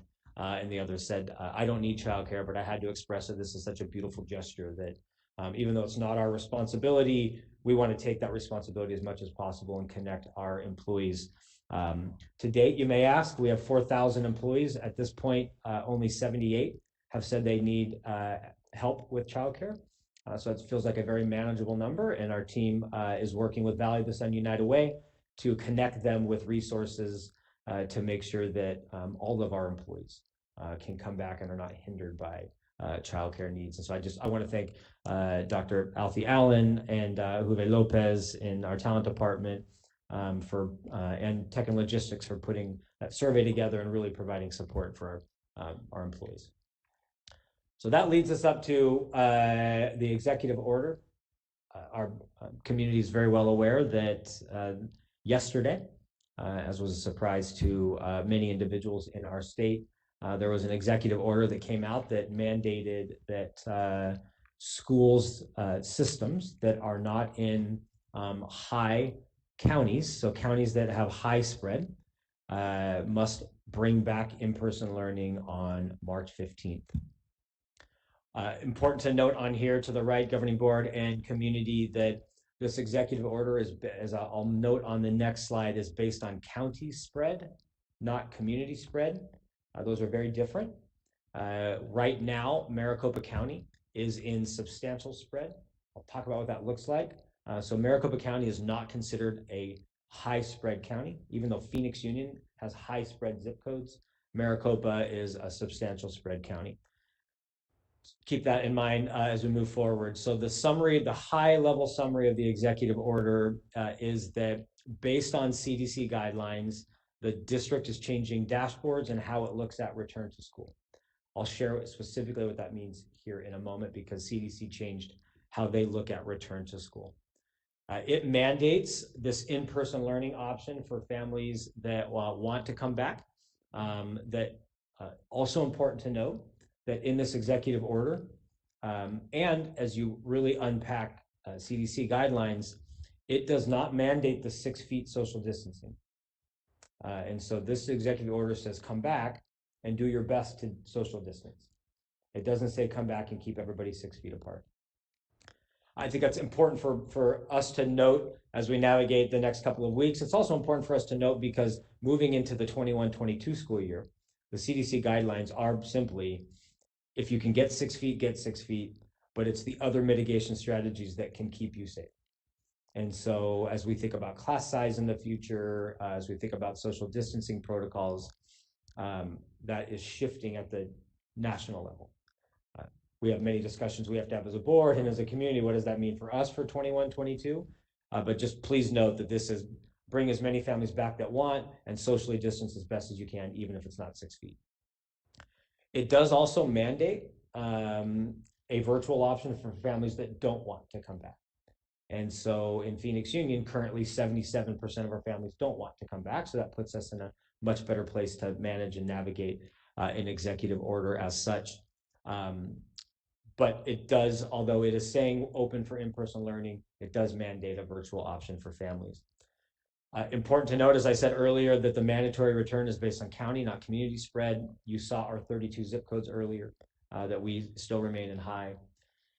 There is a slight caveat for middle schools and high schools that if you are in full spread, which Phoenix Union is, the county's not, that we would not have to move toward in-person learning. So if we go back to this slide, if you're in Navajo County, Pinal County, or Coconino County, and you're in middle school and high school, you don't have to bring back. You can remain in virtual until your county gets to substantial. Because our county is considered substantial, we are supposed to bring back students and families that want to come back on the 15th. Because we're in substantial, not moderate or low, we do have the option to reduce attendance to make sure our campuses stay safe. And so because although we do have to bring back an in-person option on March 15th per the executive order, we do have, per this executive order, the latitude to make a decision to reduce attendance to keep campuses safe moving forward. And so that will play a key role in what we're going to bring to you is what we believe some potential next steps are for Phoenix Union. Let me unpack CDC just for a couple more minutes for you, and then I'll move into what is our recommendation to the board based on feedback moving forward, but we'll have plenty of chance to talk about that. What CDC used to say and what Arizona used to follow is that there were 3 levels of COVID spread, that it used to have this low transmission, which used to be green. And then there was this large moderate spread, which used to be yellow. And that was going to be from 10% positive, from 10 cases per 100,000 to 100. That whole yellow section is now divided into 2 sections. Yellow is now considered moderate spread, which is 50 cases per 100 or less. And then the 50 to 100 is now in an orange section. So CDC added an orange section. Red stayed the same, 100 per 100,000, 10% positivity or higher is still red, but they did create 2 different subsections of moderate, which they now call substantial, yellow and orange. This is a lot of information, but just want to unpack it as clearly as I can for you all. I believe this is my last CDC slide. And what they said very specifically, CDC published a 38-page document where they re-released all their new guidelines based on how they believe schools can bring back students safely, even during a pandemic. And what we see here is the red high transmission still says that middle schools and high schools, if you look to the middle box to the right, middle schools and high schools in virtual instruction only. And it says unless you can strictly implement mitigation strategies, which includes full-scale COVID testing on site. That's not happening here. And so important to note very clearly that although the executive order says it's time to come back on March 15th, the CDC guidelines would actually tell Phoenix Union not to come back yet. That our zip codes are still in red, and that our community is not ready to come back yet. So important to note that although the executive order says come back on March 15th, uses the new CDC guidelines to say you must come back on March 15th, those same guidelines that were quoted actually say that it's not safe to come back in the 32 zip codes of Phoenix Union. Important to note that for the board and the public. That as we would move toward, and we are trending toward the orange, which used to be the yellow, we're trending toward the orange. May hit that on the 15th or the 22nd or the 30th, but we are certainly not there as of today. So that's what lays in front of us today. Phoenix Union, I'll get to this in a moment. Phoenix Union, I have over the last 48 hours been convening leaders all throughout our system. I've met several times as an executive team, met several times with our association presidents, with our principals, district leaders, as I'll talk about briefly in a moment, with convened all of our partner districts, our 14 elementary school district superintendents. We met last night, we met this morning, so I'm convening the city as well to really talk about how can we as a system, not just Phoenix Union, but all of our partner systems, how do we navigate and manage an executive order, grapple with compliance with an executive order, and at the same time keep our community safe. And so based on all of that, and based on all those conversations, I'll bring to you, governing board, what we believe is, based on feedback from our leaders, the right next step to maintain minimal compliance and yet keep our community safe. I shared an initial timeline. I'm going to share you a new timeline that brands every week as a different week, just for context. So we're going to go back first. We are fortunate that we have been preparing for a return to in-person learning in March anyway. And so we were prepared to come back later in March. We're not prepared to come back on March 15th, but we're prepared to come back on March 30th. February 22nd was registration week. We sent out that link, a full body of communication to our broader community to have our families continue to fill that out. This week we call preparation week. This is the week that we brought back all admin, our trades, our maintenance staff, as you see up there, so that we could walk campuses, final disinfectant, create all of our, make sure that hallways are ready, that are continuing to push families to fill out that registration link, that we brought back sports conditioning, and we have sent out our first communication to our families about the executive order, and we'll finalize our communication to families based on our conversation tonight to our community tomorrow. Next week would be readiness week. It's spring break. Unfortunately, everyone lost their spring break last year. It looks like, unfortunately, many people will lose their spring break again this year. It's a tragedy, I think, that I know many individuals have not had any sort of a break whatsoever for 14 straight months. And many folks were hoping that next week was that week. And unfortunately, this executive order changes that for many individuals. So you put, we'll use spring break as and if needed. The truth is we will need it, unfortunately, but we'll do our best to minimize impact of people's spring break because social emotional wellness matters. On March 15th, our plan was to bring staff back and not students. That was our initial plan. This recommends to governing board that March 15th remains a safety week. We wanted to bring staff back first to make sure that they understood safety protocols. And so this says that March 15th is safety week, that all staff who are not already back, come back. As you know, many of our staff have been back preparing. That we launch fourth quarter. We launch as we have been doing in this virtual setting, that our staff come back to learn, experience, and strengthen the safety protocols that we've been preparing. To bring back 4,000 employees is more than many districts. And so we want to safely bring back 4,000 employees. right now, based on our conversations, in order to meet the minimum compliance of the executive order, which says that you do have to offer this in-person option on the 15th, but you can reduce attendance to maintain safety on your campus. As you are aware, we have offered on-site support all year. We've never closed our campuses to every student. Any family that came forward and said, I need a place to send my student, we have not turned them away all year. What we would do starting on March 15th is just to expand that. Any family that sees the executive order that says, I absolutely cannot wait to bring my student back, that we would expand that on-site support so that students and families could come and be on campus if needed. And that we would continue with sports competitions. On the March 22nd, we're a large system. For us to bring back 4,000 employees and 30,000 students all at the same time is unsafe and unreasonable for our system. And so what we believe to be an appropriate next step as we initiate the safe return would be that March 22nd, we would brand as Welcome Back Week.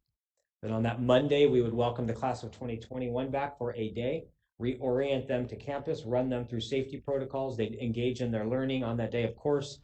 They'd have a chance to reconnect with teachers, reconnect with their peers, and then they would go back into their remote setting for the rest of that week. We would welcome juniors the next day, sophomores the next day, a couple of days with freshmen. Our freshmen have never been on our campuses before.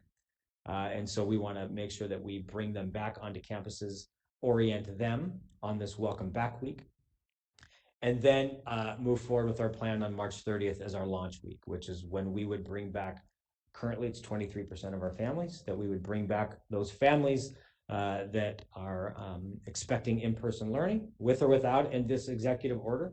23% of our families were expecting to come back in March, and this would say that that is launch week for us, full concurrent learning. Again, 77% of our families would like to stay home at this point for the rest of the year. And then I think it's also important to note that April 6th, there's a lot of conversation and drama around the country of should we bring our students back and then within 2 weeks give them a full battery of tests. Well, unfortunately, April 6th begins testing week all across the state of Arizona. So just to bring it back really quickly to the governing board, from registration week to preparation week to readiness week to safety week, where we would expand on-site opportunities to maintain our minimal compliance, welcome back week to make sure that in preparation for launch week, we fully have the right safety protocols and procedures. And then sadly, in preparation for testing week on April 6th. Two other things that I think I'll say, and then time for board discussion. I can answer any question. I did want to thank all of our partner superintendents and even partner district governing boards that we've met every single week for nearly 12 months. And we have collectively, although we have not been on the same exact timeline, share the same values of health, safety, and wellness being priority number one. And we've been preparing to bring our communities back this month anyway. This timeline puts school districts, governing boards, superintendents, executive teams, principals, educators, potentially at risk if we do not navigate this executive order in a responsible way. And so I just want to honor the work of our partners, superintendents, and their boards and their communities, because this is putting undue stress and pressure, and they too are losing their spring breaks and their healthy time to try to navigate the spread of COVID.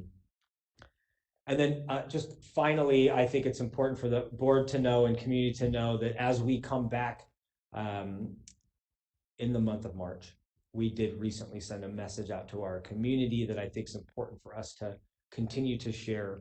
We told our employees that when you come back, that we want you to come back with 4 words in mind. The first is grief, that many of our students, staff, and families are coming back grieving. That they've lost loved ones, that whether that's close family, neighbors, friends. Some are grieving the loss of jobs, the loss of incomes, the loss of their house, the loss of their safety. And so to come back with a reminder that many people around us are grieving, even if we don't know it. We also shared with them, we want you to come back with a sense of gratitude that we have very candidly, a governing board and executive team that for the last 12 months protected our employees. And even though we are coming back, we want to come back safely, that Even me as superintendent, I feel blessed to be in a district that prioritizes health, safety, and wellness and benefits. We haven't cut a single job in Phoenix Union because of COVID, not a single salary cut. We extended FFCRA. We've been in virtual learning. We at least for 1 year eliminated the digital divide in our community, and should be very grateful for the work of this school district. We also shared that we're going to come back with stress and fear and anxiety, and we must come back with a sense of grace for ourselves and others, and be patient and forgiving and compassionate, because some people have been home for 12 months. It's scary to come back. Many of us, like myself, I never took a break. I've been back, so I'm used to the scary COVID world. But if you have not been in public for a while, it's tough to come back. And then finally, we told our employees, we also want you to come back with a sense of greatness. Be a great employee. Follow our safety protocols. Do your part, but also be great for our kids and our community. That they need us to come, even if we're grieving and even if we're scared. That we think it's really important that our employees come back to be great for our kids. And so that was our message for our employees as we come back. With that, President Alston, I'm happy to answer any question about vaccines, spread of COVID, our metrics, benchmarks, executive order, and then, of course, this proposed timeline for how to navigate the executive order. President Austin? Yes, ma'am. Ms. Ross.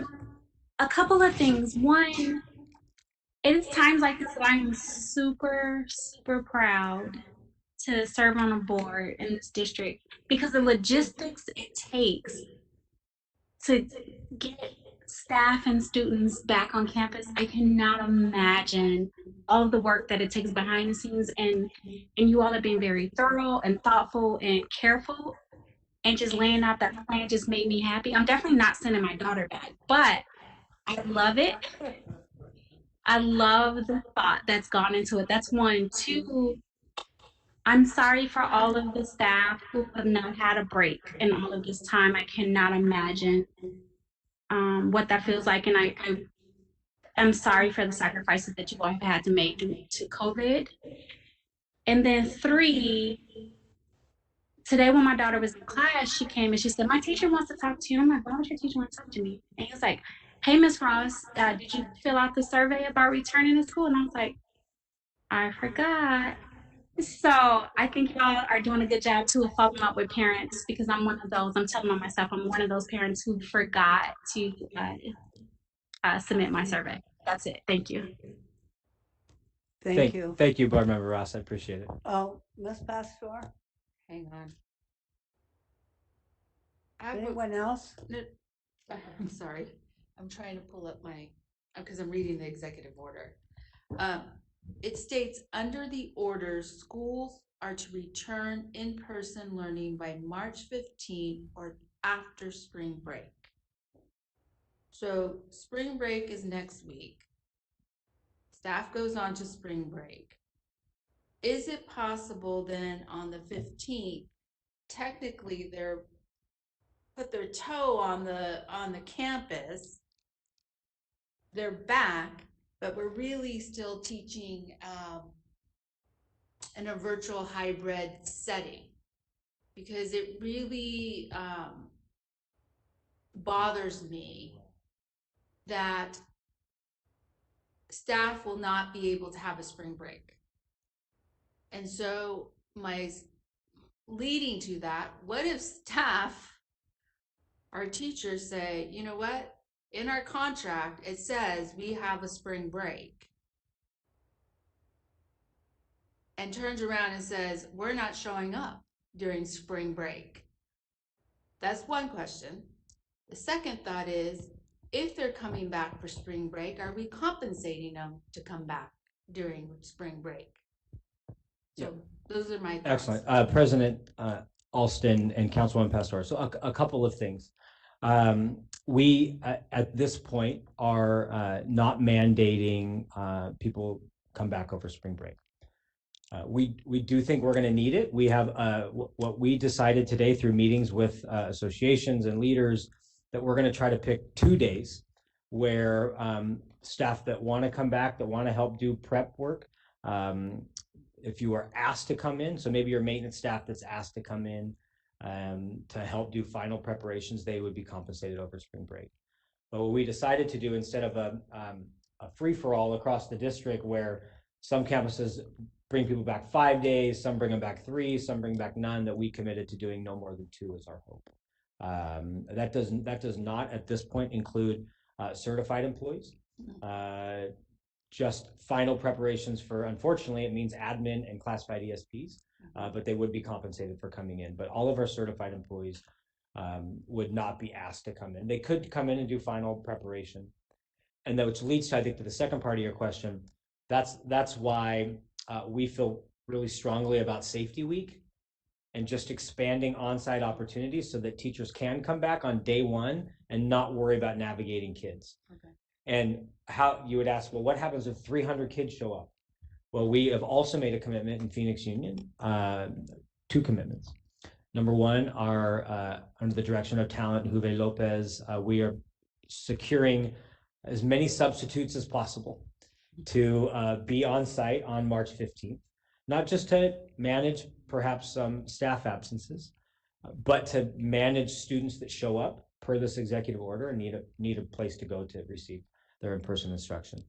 And at the same time, we have committed that certified employees and administrators are at the district office, teachers on assignment, maybe a math specialist, that we will also be available to help support and even substitute in some of these on-site opportunities. So the idea is to only bring back the smallest amount, unfortunately for admin, but the smallest amount of employees over spring break to do final preparations. At this point, does not include certified. And then on that first week back, teachers just get to teach, counselors just get to counsel, and through substitutes, administrators, teachers on assignment, and others, we navigate the on-site support so that our staff can just come back and do their job, and the rest of us handle the students that are on campus, if that makes sense. Dr. Gustin? Absolutely. When you say they get compensated, will they get compensated in addition to what they're going to get compensated? I just need to get clarity on that. Absolutely, 100%. So employees are already getting paid for spring break. If they come back, they get paid on top of that. Okay, I just want. Yeah, absolutely. Thank you for asking. Yeah. For sure. Anyone else have questions? And please, would love feedback on the timeline and the weeks and your perspective as we really think about communicating with parents tomorrow. Need to have a full idea of where the board stands. Thank you, President Alston. For every time we've had this discussion, reinforced, at least for myself, the data not dates, that we should constantly do what the medical guidelines are and not what, is politically convenient. I think personally, this executive order does the reverse of that. It's politically convenient, and it's not necessarily there in following those guidelines. And so it's not in the best health and safety interests of our students. That said, in the particular case of Phoenix Union with the chart you showed earlier, it looks like we might be in the range to do a hybrid model sometime in late March. And that at least gives me hope that even if this decision is being handed down from the governor for the sake of politics, that we will be in the spot where we would normally meet our own data and would normally consider reopening as a hybrid model. So I'll be honest, I have a little bit of mixed feelings about this, but I think it's the best we can do in this situation. That said, I think it is important for us to use our voice as a leader in the education community to talk about the fact that it's data, not dates, that we're talking about health, not politics, because there are a lot of other school districts outside of the Phoenix Union area that might be in higher risk areas where they're going to come back because of this order, and it just doesn't make sense there. And so I do think that there is a role for us to play with our voice to talk about the issues with this executive order while still making a plan that complies with it to the best of our ability.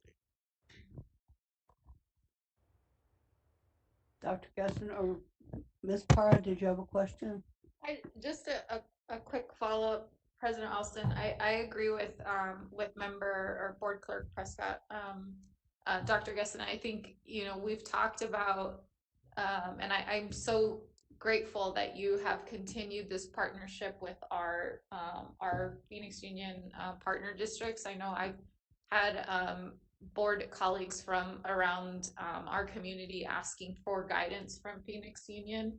And I do think, as Clerk Prescott mentioned, that we have to model, continue to model for our community what it means to put their health and safety and well-being above the political noise that has occurred throughout this pandemic. And with the, just the mere fact that 77% of our families are choosing virtual options, it tells you the environment that we are in. And our families have been disproportionately impacted by this pandemic. They have been traumatized by this pandemic. I have personally lost family members. And, we have just, I'm grateful for the leadership team here for continuing to prioritize compassion and courage. And I encourage you to continue to do that. And, what may come of our decision, I think you are making the safest decision. I do agree with the councilwoman that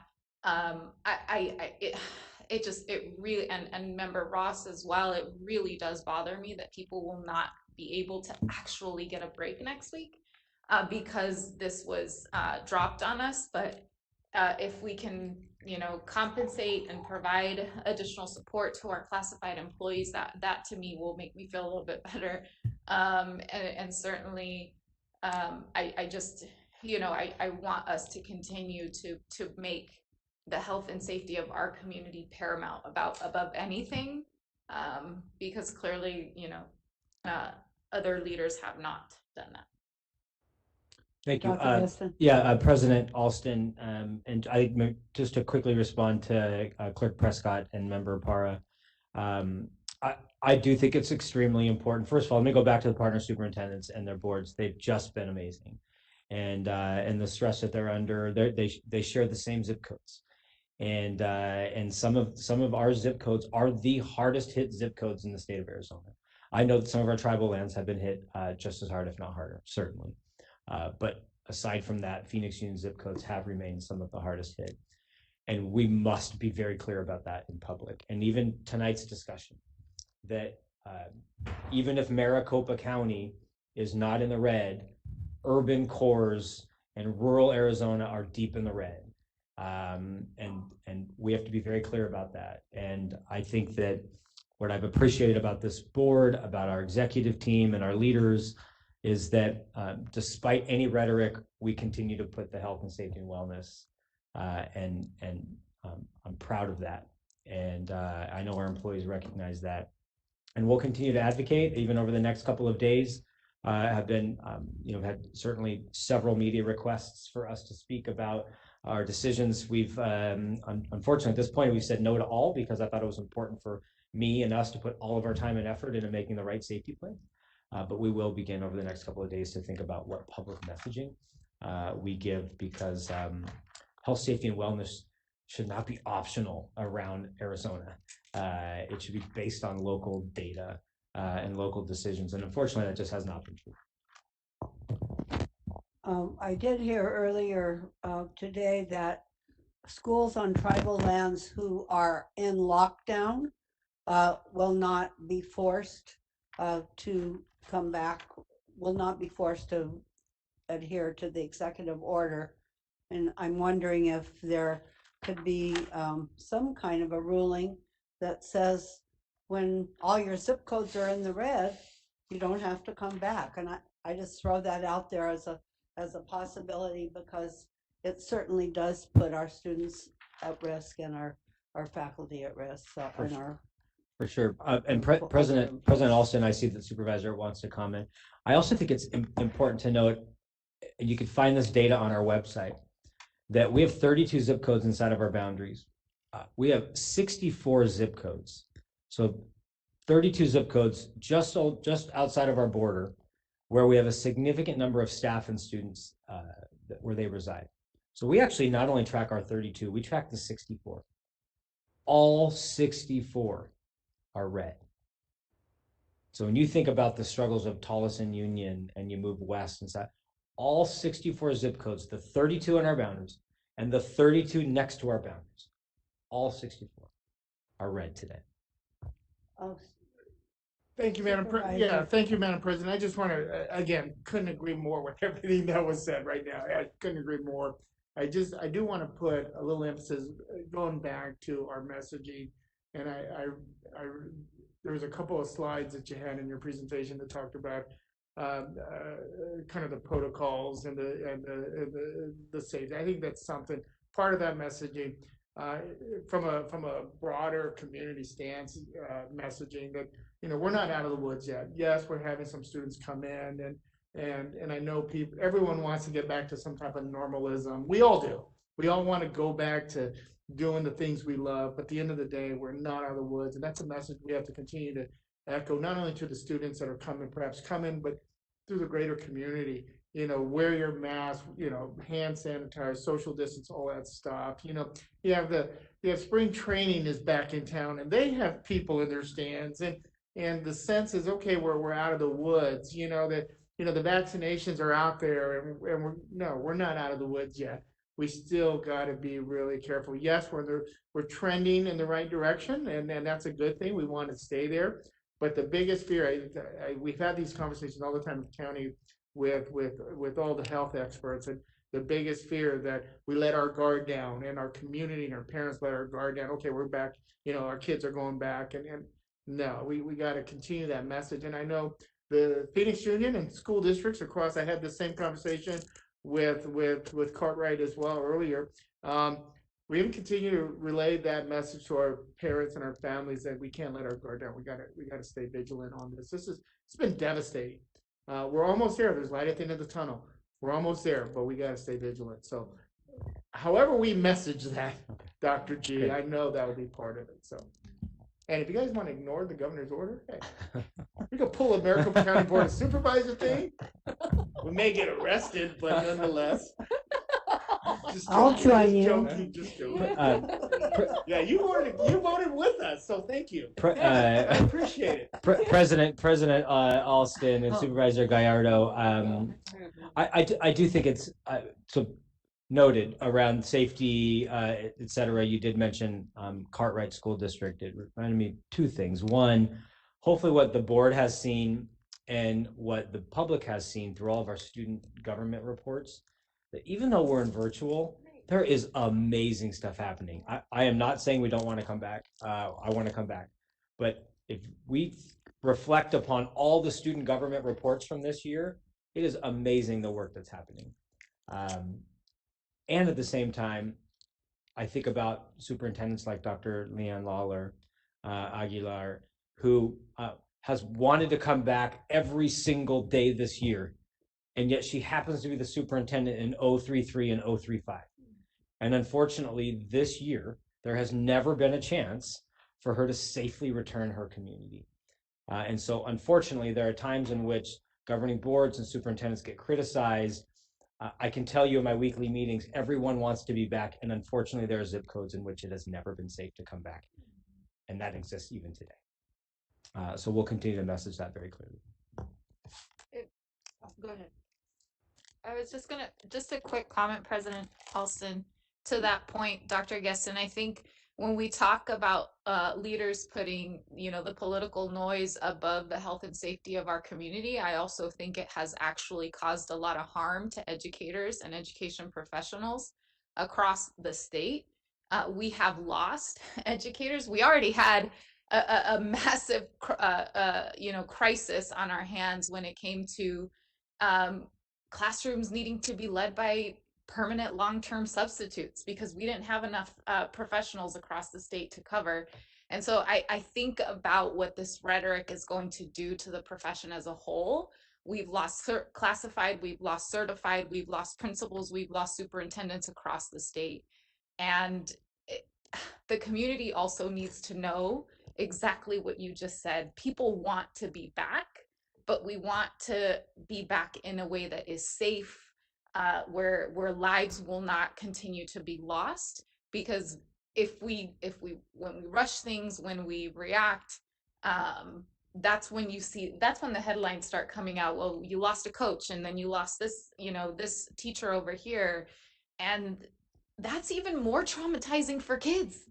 Now they're losing their educators, and so I mean, just the social emotional toll that this is taking on an entire community, but the emotional impact I think that it's having on professionals in this sector, we have to be very mindful of that. And again, I'm so grateful for our employees here at Phoenix Union, but please take care of each other and know that you have a board that supports you and honors you and respects you and values you, and we will continue to do what we can to make sure that you all feel that love, because I know that it can get tough. So President, let me just make a comment related to that. I hadn't thought about it before call to the public tonight. Our call to the public speaker tonight reminded us that last spring, everybody loved and honored teachers. Do you remember that? It was like, oh my gosh, I did not know how tough this was. And now, unfortunately, across the country, that rhetoric has shifted to teachers don't want to come back. They don't really love our kids. And I can't speak for anywhere else across the country, but let me tell you about Phoenix Union employees. When we made an announcement last week that we're coming back, pre-executive order, we said we're bringing all staff back. We have 4,000 employees. No walkouts, no complaints. We had 3 emails, 4,000 employees, 3 emails concerned about coming back, and 2 of those were childcare concerns. Our classified employees, our certified employees, our administrators want to come back. I think about our association leadership. The night we're talking about bringing back in-person learning, we had no teacher come to complain, not one employee saying, I don't want to come back. And the only employee who spoke tonight was thanking the work of this district. Our educators love our kids and want to be back. And that's a message given by our association presidents and our board. And so anyone who thinks that Phoenix Union, and I can tell you our partner district employees don't want to come back, is sadly misinformed. This is a city of educators who love our kids and have been wanting to come back, but our zip codes and the CDC guidelines have told us it's not safe to do so. Councilwoman Pastor. I have a question to that, or a question or statement. Knowing that, and knowing that we are putting people at risk, and our feeder schools obviously can't go back because certain zip codes are not, the zip codes are showing that we can't go back. Then why don't we organize along with our feeder schools to say you're not putting our kids and families at risk? And really that be amongst ourselves and other board members to say, we're going to take it for them. And organize to say, we're not going to go back to school. And what I mean by not going back to school, I'm talking about in person. We can still virtually do it. I'm as a parent caught in between this because my child went back to school. My child's loving it and thriving in school right now. And I just looked at it, and it's been 3 weeks, and we haven't had a spike or a piece saying COVID has happened. I also am in a situation too with my high schooler where he was failing every single class, and the solution was to send him back to be with his teachers.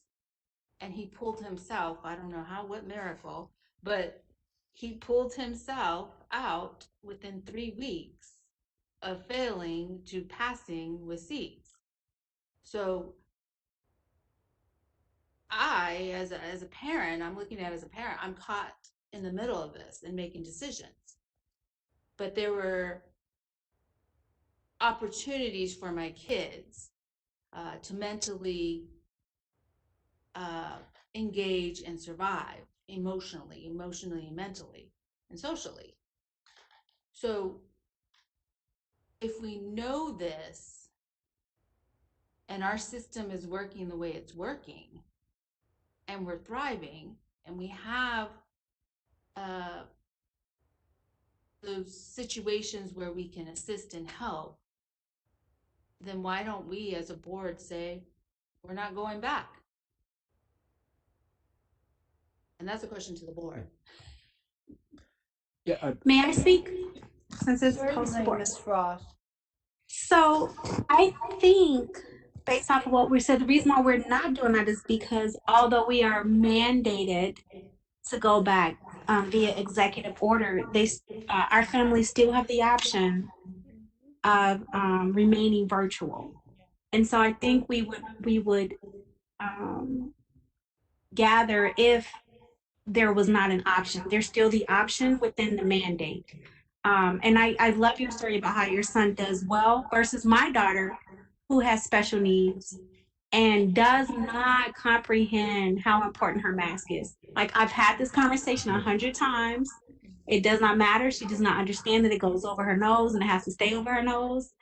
And I'm just not comfortable with her going back until our numbers are lower. And so because we have those options where Lucy gave the executive order that we have to go back, but as a district, staff did such an amazing job and leadership did such an amazing job of saying, we're following the mandate like this, but if you still want to stay home, you can.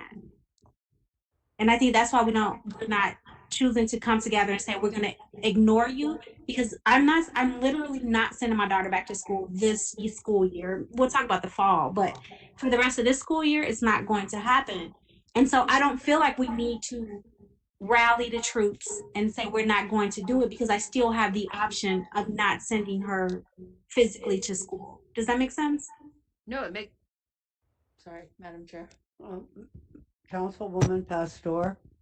It makes perfect sense. And I think that's why we need to have the dialogue to then land where we need to land and say, okay, we support this plan and it's a hybrid. But I think it's more of having a dialogue amongst ourselves to say, this is what's important to us. And yeah, I'm throwing it out there as dialogue and to get to where we need to get to, because people will ask, why didn't you do this, or why didn't you that, or why didn't you discuss this? So I think it's a great back and forth to get to the options that we need to get to. I do want to say, Nikita, you're not the only parent. Today, somehow my signature ended up on a form to make the choice of going in person or in hybrid. Somehow it landed in front of me, already signed. So, and my son was very clever at it. So he was 2 steps ahead of me in the sense that he made sure he got his form in. So you're not behind. We're all parents. Well, President Alston and Councilwoman Pastor, I mean, I do think part of what I also heard is, what are we doing to help support and empower and embolden our partner districts as well, and to make sure that if we're able to make a bold decision like this, that we're going to keep March 15th a safety week. How do we make sure that everyone else around us feels empowered to do the same thing because we share the same zip codes? And so I'll continue to do that from a superintendent perspective. And I also agree with Councilwoman, what role could governing board members play in reaching out to other governing board members to make sure they understand their data. And if there's any support that we can provide, that we'd be happy to. Mr. Marquez. Superintendent Gesson, you mentioned. Could you take your mask down? I can't hear you. Dr. Gesson, you mentioned testing was not an option within Phoenix Union. Can you talk a little bit about the cost associated with testing, even if it's, I think you said 23% of the students indicated they intend to return in person when available? And I would just add a comment. My daughter is also in school now and has been in school for the last 2 weeks, and she's taken 2 COVID tests and she's returned to in-person school.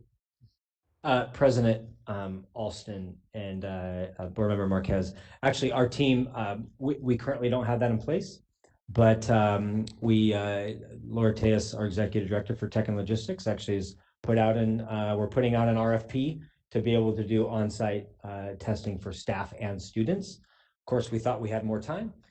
This is primarily in preparation for full return next year, but we will bring on-site testing for students and staff as soon as we can.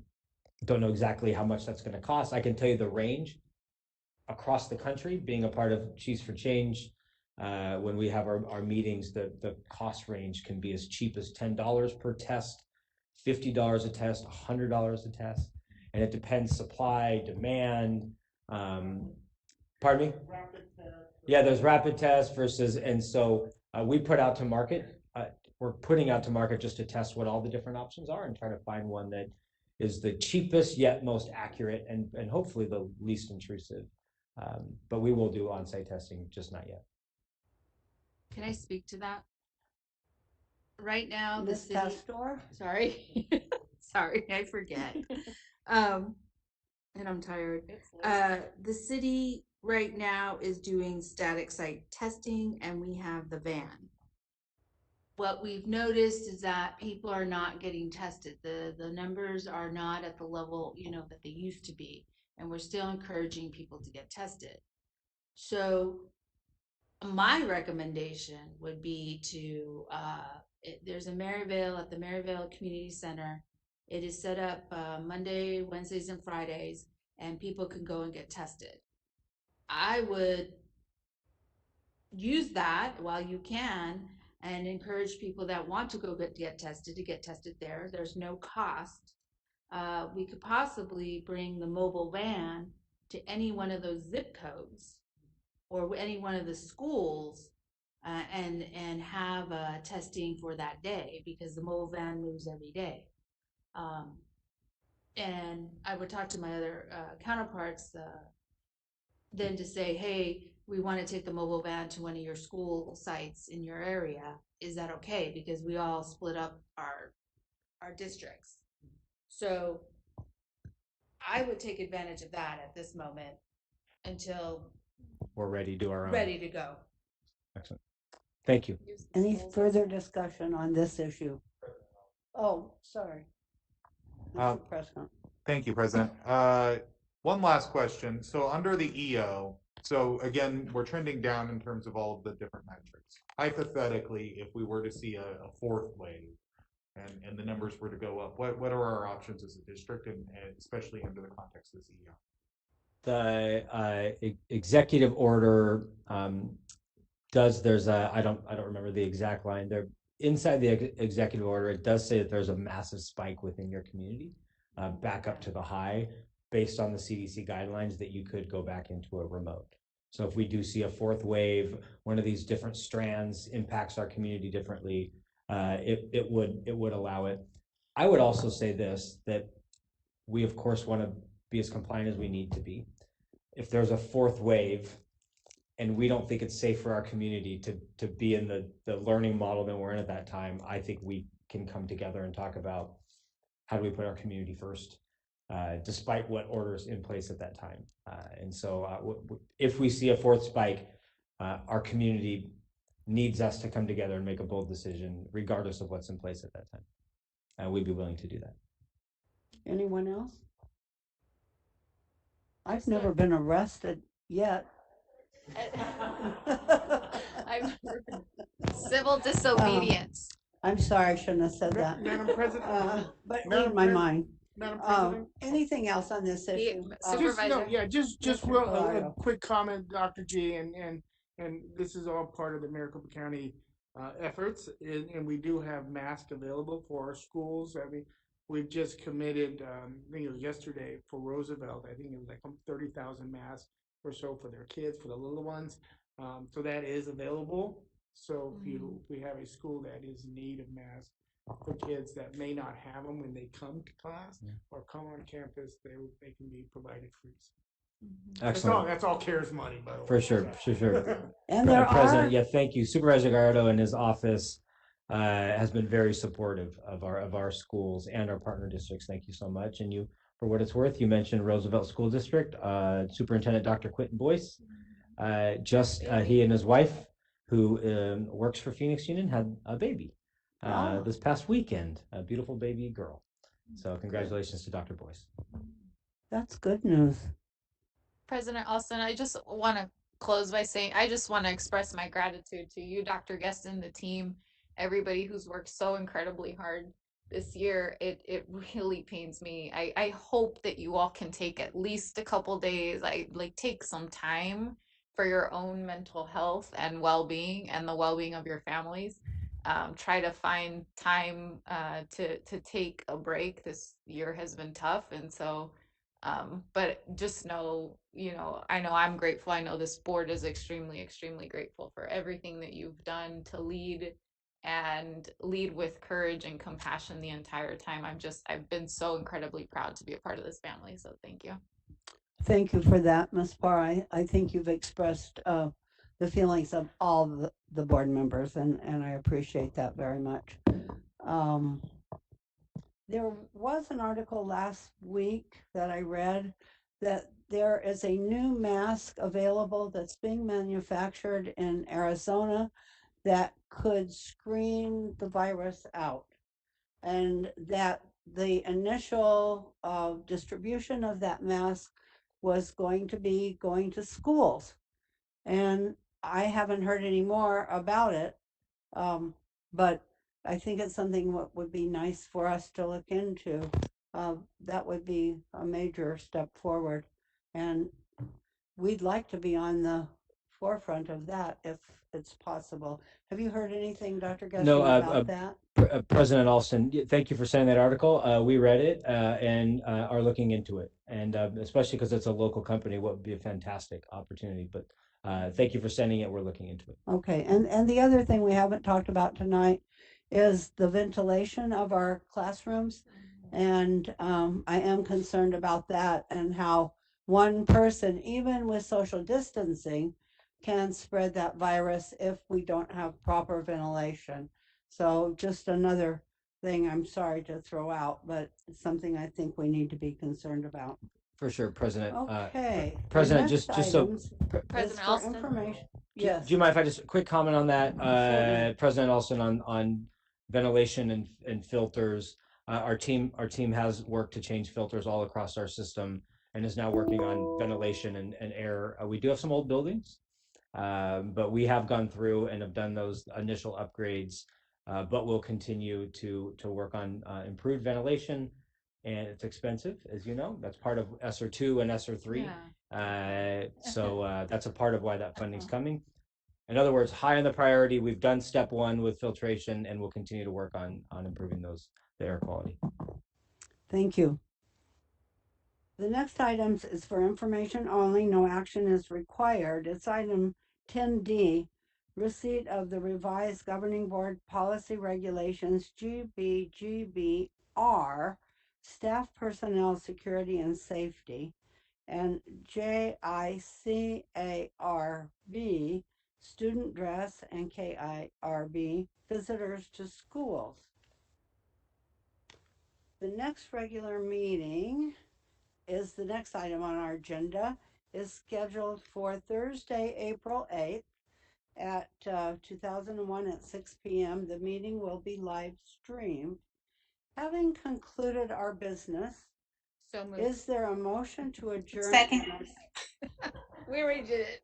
Was that Miss Pastor Councilwoman? and then Ross. Okay, Miss Councilwoman has made the motion, and it was seconded by Miss Ross. Thank you, Miss Ross. On the motion, those in favor, please indicate by saying aye. Aye. Those opposed, no. The motion carries. We are adjourned.